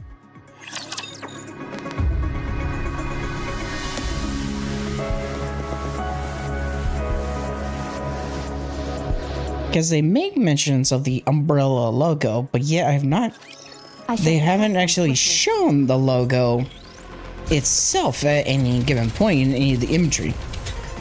Though I'm sure there's potentially some reason for that. Probably, I'd say probably it has to deal with, like, maybe copyright. That's probably why. But then again, if they were able to get permission to used the likeness of Ada, Jill, and Claire for this event, especially with the outfits available, then it would make sense that they would also potentially have permission to use the umbrella logo. Oh, name drop, or the name drop for the T-Virus experiment report, top secret. Those are the words written at the top of the paper Ada is holding. Oh great, so the T-Virus is also involved in this. Ada's face darkens as she reads through the document. The umbrella symbol on that piece of paper. You seem to recognize it. What's this umbrella corporation you mentioned? The T-Virus. And the G-Virus. Hey, so that got a name dropped in the story now. Viruses? They're the names of viruses that spread throughout my world. The same viruses that drove Raccoon City towards utter destruction. What kind of virus could cause something like that? Put simply, they're viruses that can rewrite the genetic structure of living beings. They reduce intelligence and induce aggression. Those infected turn into mere living corpses, aka zombies. On top of that, their physical abilities are greatly enhanced. And Umbrella is the one who made these viruses? Yes. Umbrella uses the viruses for bioweapon development. Like that creature we saw on the first floor. A creature that seemed like a fusion between a Rapture and a mass-produced NIKKE. Wait, don't tell me. The situation is worse than I thought. Ada hands me another piece of paper. A short paragraph is scrawled across the top in red ink. He who imbibes the holy elixir of the judge shall shed the flesh of the sinner and be reborn as a greater being. Pain is but a prelude to transformation, and death the echo of new birth. Fear not. Neo-virus development complete. Lead the foolish humans inside the Ark to their end. Well, we got the name drop for the Neo-virus. Just as I thought, the virus was developed here. And now, what happened in Raccoon City is about to happen here as well. Understand, I'm reporting this to the higher-ups. We have to seal off the outer rim immediately, or else there's a chance the virus could spread. And if needed, we'll mobilize the Blaze Out Squad. Blaze Out Squad? Huh. Yeah, I've never heard of this squad until now. Blaze Out? Think of them as the Ark's epidemic epidemic countermeasure squad. Without another word, Dee moves to the far corner of the room. She appears to be attempting to establish radio contact. My head is spinning from all the new information I've been bombarded with. So now that your girlfriend's out of earshot, would you mind having a little chat, just the two of us? About what? I'll give you whatever intel you need. But if you find the person who developed the Neo-virus, hand over custody of them to me. That's all I'm asking for in exchange for my cooperation. You want me to just hand over the developer to you? You don't need to worry. I won't harm them. So, what's your answer?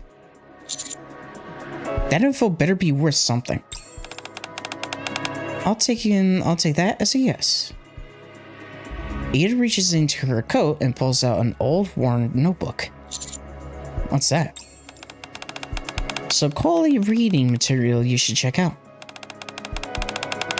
It's the cult leader's journal. I open it carefully, revealing the following text inside. Death is not the end. Death is purification. The purification of this world begins with death. The merciless judge descends. Let's give him hell! Which actually, fun fact, pretty much at the time I'm recording this, there was actually a post of the upcoming solo raid in part of this collaboration, which I believe the boss of it is called Merciless Judge. I'm glad you're safe. Mission complete. So anyway, we got the name drop of the boss before we actually get to fight it. Informed consent for a clinical trial. Number 1 goal: to identify those worthy of salvation on the Day of Judgment. 2 procedure: participants shall receive the holy elixir of the judge through a purification ritual. The ritual will span 7 days and cannot be halted or abandoned midway. During this period, bodily reactions and transformations will be observed to determine the subject's eligibility for salvation. 3 possible phenomena and side effects: high fever, vomiting, dizziness, visual and auditory hallucinations, temporary or permanent bodily mutations. All phenomena are deemed divine trials and cannot be defied by mortal intervention. I hereby acknowledge that I have clearly understood the information stated above. I give my voluntary consent to participate in this trial. I humbly accept all outcomes arising during the process as the will of the divine. Signed by Miranda. Date. What day is it today? Forget the date. The real question is, why are you signing that? Yeah, good question. Oh. Because the signature was left blank. Huh? About that, Miranda often forgets to sign her patrol logs. So Poli hammered it in her head to sign her name if the signature field is blank. Okay, but that is not a document you want to be signing, Miranda. Yep, Poli told me that. Hold on. Poli. There's no time for this. We've got to find Poli. Resume the investigation. Miranda rushes into the annex. Yeah. Despite how she is, I can assure you that she's a capable officer. Should we head in as well? Hold on a second. There's something I need to check. Jill, look at this symbol. It's umbrellas, isn't it? First that infected dog attack, and now this. Not to mention the contents of this consent form. It seems like... Yeah, it seems to me that an umbrella is behind this somehow. If it's something that results in physical mutations, then this holy elixir of the judge might be another virus developed by them. So Umbrella even has their filthy tendrils in this... So Umbrella even has their filthy tendrils in this place. Sorry to interrupt, but you keep mentioning this Umbrella Corporation. Would you mind explaining exactly what that is? If there's any chance it's connected to Poli's disappearance, I should know about it. Umbrella presents itself as a pharmaceutical company. Yeah, that's more or less their front. The front of Umbrella is that they are a pharmaceutical company. However, their true colors under the surface is that they're essentially an organization developing essentially bioweapons to be used for basically war and whatnot. But in a way, the T-Virus initially was created to be kind of a super soldier serum / a means of like eternal life, mainly because of one of the heads of Umbrella, Spencer. But of course, instead of that, they ended up creating a bioweapon that creates zombies.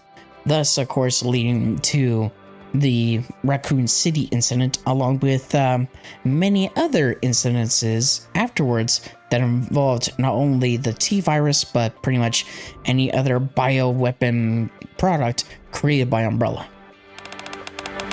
But in reality, they repeatedly carry out illegal human experiments. They developed a virus that alters the human body and induces madness. What was that? I think it came from deep inside the annex. I'll go check it out. I'll inform you if something comes up. Hurry, you and Claire stay here. Subduing target. So yeah, you pretty much have your basic zombies, which is like one of the main enemies you fight in the original Resident Evil, aside from the Cerberus dogs, like I made mention of. But there's one other special enemy that does appear in the original Resident Evil that is a bit more dangerous. Have been removed. May we continue our date now? And those enemies in particular are known as hunters. Hunters are more or less, you could kind of think of them as being something akin to, like, say, I guess the closest thing to resemble them to would probably be, think of them as like the lizard from Spider-Man, but without a tail. And there's like a chance that there was an attack that the hunters can do, that there is a chance that they can actually decapitate you instantaneously, and effectively that's an insta-kill in the original Resident Evil. And then, of course, there's other enemies like infected birds, T-virus infected sharks known as Neptunes, and then there's a giant snake known as oh, what was his name?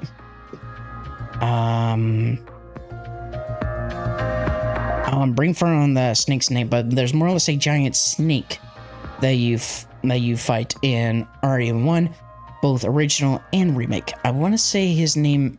I want to say it's Ma, but I think that's wrong. In the deep recesses of the annex is a storeroom. It is cluttered with miscellaneous junk, and in each corner of the room, a statue has been oddly placed. Meanwhile, in the middle of the room, Miranda lies half buried beneath a pile of books. It appears to have been a botched attempt to reach a book on the top shelf. You okay? Yeah, I'm fine. What happened? There was something tucked in this book. So I tried pulling it out and ended up falling over. I guess this was what I was trying to get.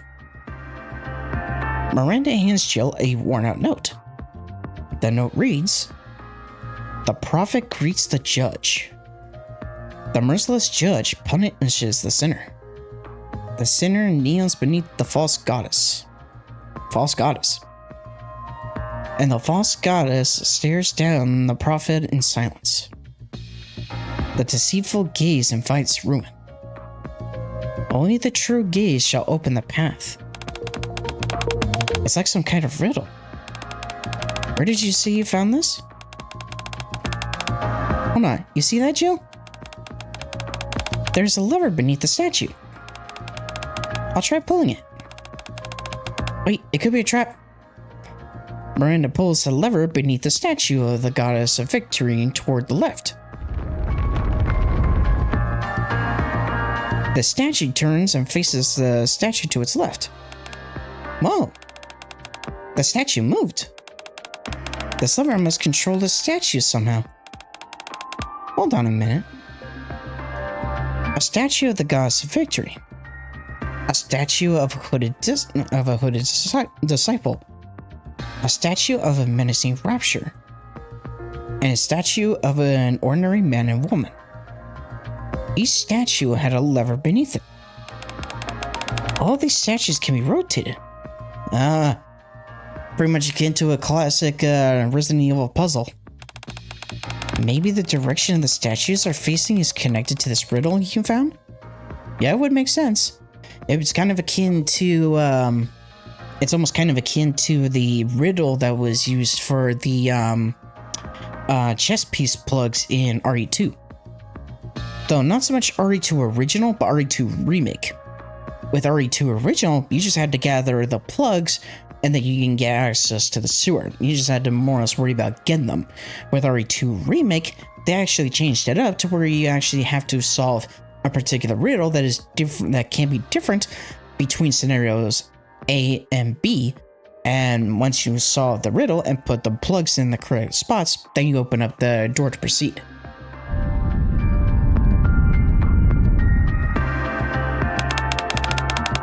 Miranda, don't touch anything. We haven't fully figured out the puzzle yet.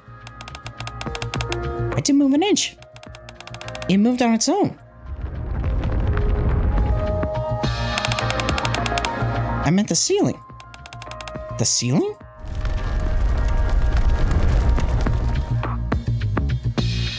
The ceiling begins to cave in.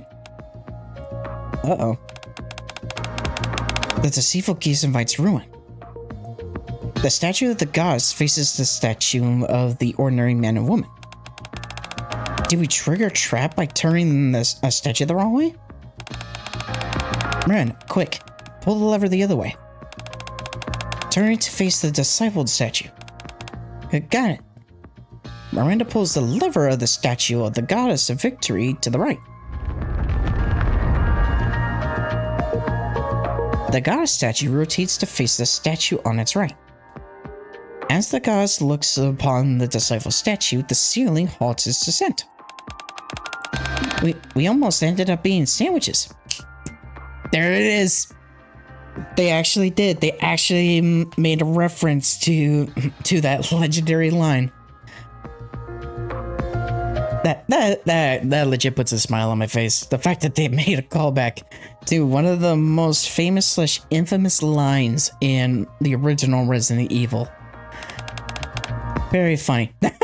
And on top of that, they added that. You were almost she knows all, like, oh, I love that. I love that they added that more or less referential humor. That's so good. That lever you pulled last made the ceiling stop. Does that mean this is the true gaze? Then the disciple statue must represent the prophet. If God's statue represents the false goddess, that leaves the judge and the sinner. Typically, sin is represented by humans. What should we do now, Jill? The prophet greets the judge. Miranda, could you flip the lever in front of the disciple statue and make it face that statue with the four-legged machine? Then next, Miranda manipulates the levers according to Jill's instructions. Thus, the statue of the disciple faces the statue of the rapture. The statue of the rapture faces the statue of the man and woman. The statue of the man and woman faces the goddess statue. And the goddess statue, in turn, faces the disciple statue. Is it done? Yes, for now. I'm still not entirely sure if this is the true gaze. Oh man, last thing I want is to get squashed by the ceiling and turn into a sandwich. You and me both. I love that. Did you hear that? I'm pretty sure it came from near the bookshelf. The bookshelf begins to slowly slide to the side. Ah, secret passage. Soon, a hidden passage is revealed behind it. Yep, gotta love the old classic of a hidden passageway behind a bookshelf. Oh, and here's the boss of story 1, Mace.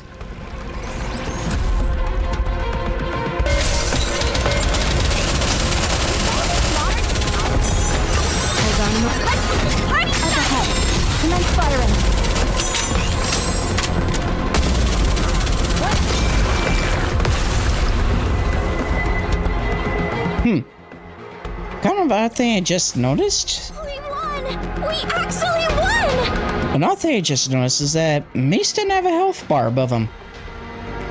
I wonder why. Maybe that's kind of a reference to the Resident Evil games, with the fact that the enemies don't really have health bars per se, but they do have a certain amount of health. They don't exactly have health bars. At the end of the secret passage, oh, there it is, a secret lab. Another callback to how Resident Evil games worked, because you would more or less make your way through a certain location, be it like, say, the Spencer Mansion or RPD and certain sections of Raccoon City, and then boom, you end up discovering Umbrella's secret lab. Almost one of these secret labs, because there was pretty much technically I had 2 labs in Raccoon City, one below the mansion and then another below the city. A tense and alert Miranda and Jill come upon a laboratory. Unlike the mansion's decrepit exterior, the lab is equipped with surprisingly modern equipment. However, oh my,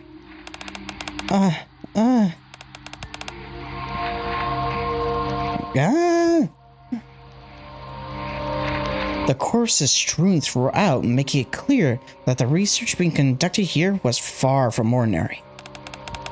All these bodies. Shattered, oversized incubation tubes fill the room, from which various corpses with unnaturally developed muscles protrude.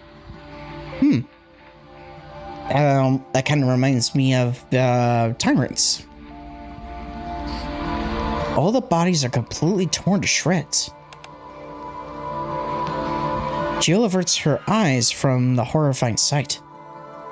In an area lined with multiple computer terminals, documents bearing Umbrella Corporation's logo are scattered everywhere. Damn it, even here. Oh, someone's alive. Miranda, we've got a survivor over here. Lead us. What did you say? Jill brought her ear closer to the researcher collapsed on the ground. Human life falls into oblivion, throwing the world into turmoil. New life has been created, a cruel distortion of all things sacred. Merciless judges descend from the skies. Do not resist with thy feeble human strength. The end is nigh. God, guide these foolish mortals to their reckoning. The end, these foolish mortals, distortion of all things sacred, throwing the world into turmoil, end is nigh. Do not resist, merciless judges descend from the skies. Do not resist. God, guide us, our reckoning. The researcher collapses, blood gushing from his mouth. A gaping hole has been torn through the center of his torso. It's as if something had forced its way out from within. Oh no. Is it by chance a G-Virus mutant? Because that's very, very similar to one of the more or less side effects when it comes to the G-Virus. Because given Birkin being the first to be injected with the G-Virus, after mutated, he then will implant more or less G-Virus spawns into victims. Then, after a period, pretty much akin to alien offspring after being grabbed by a facehugger, these offspring will then burst out from the host's body. They'll start out small, but then they'll grow and mutate into adult G-Virus mutants. You only fight one of these mutants in the original Resident Evil 2, but in Resident Evil 2 Remake, there are several that you fight, but they are exclusive to only the sewers. So that's how things unfolded with Raccoon City. All because of a virus. An entire city was wiped. Family, friends, loved ones, all gone. Vanished. Anyway, we can't let the same thing happen here. We need to investigate this area, leave no stone unturned. I'm also worried about your colleague who went missing. It seems Miranda and Jill went all the way inside. Why don't we start our search here? Okay, let's do that. After that, Claire and Corey begin checking the nearby rooms one by one.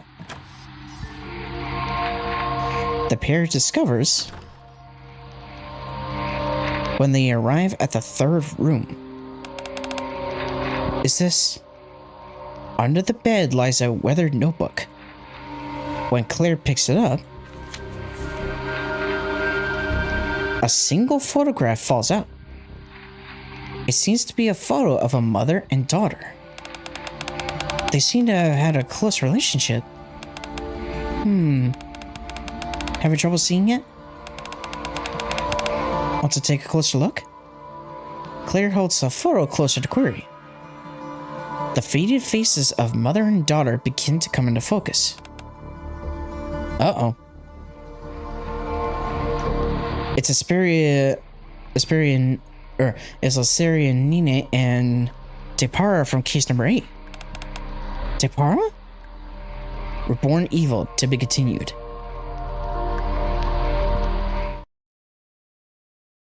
Oh, Perilous Siege Safe House. Oh, so we're finding out what Kay's been up to a little bit. I knew something felt off. Mission code 7-1, declassified. The Ark and a proposal for humanity's salvation. Within the Insular Society of the Ark, the activities of Perilous Siege proved remarkably effective. All traces of evil within the Ark were soon eradicated. However, evil is the darker side of the coin which must exist for justice to persist. Therefore, a proposal to maintain justice and oversee Perilous Siege has been drafted. The following is the tentative proposal. 2.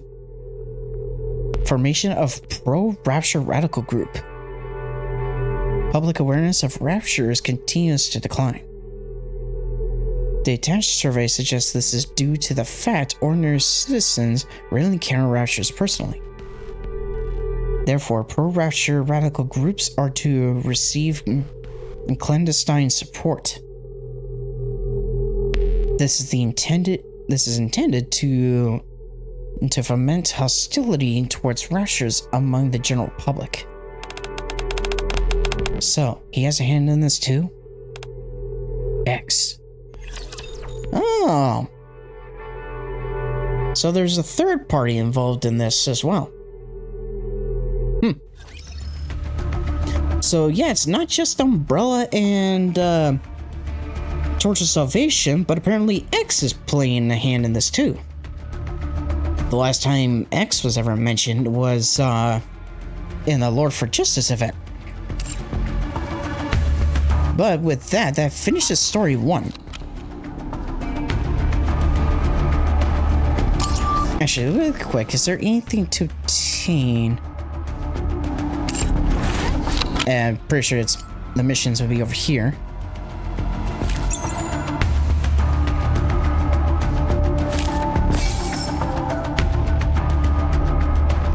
So that takes care of story 1 for now.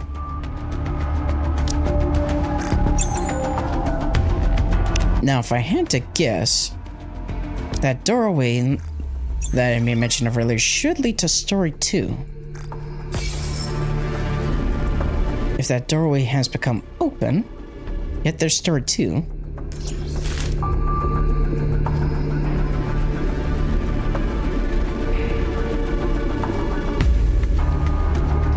Okay, so story 2 is right here.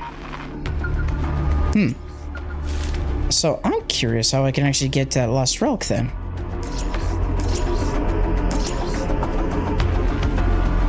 Because there's clearly the stairway here that leads to these lost relics here.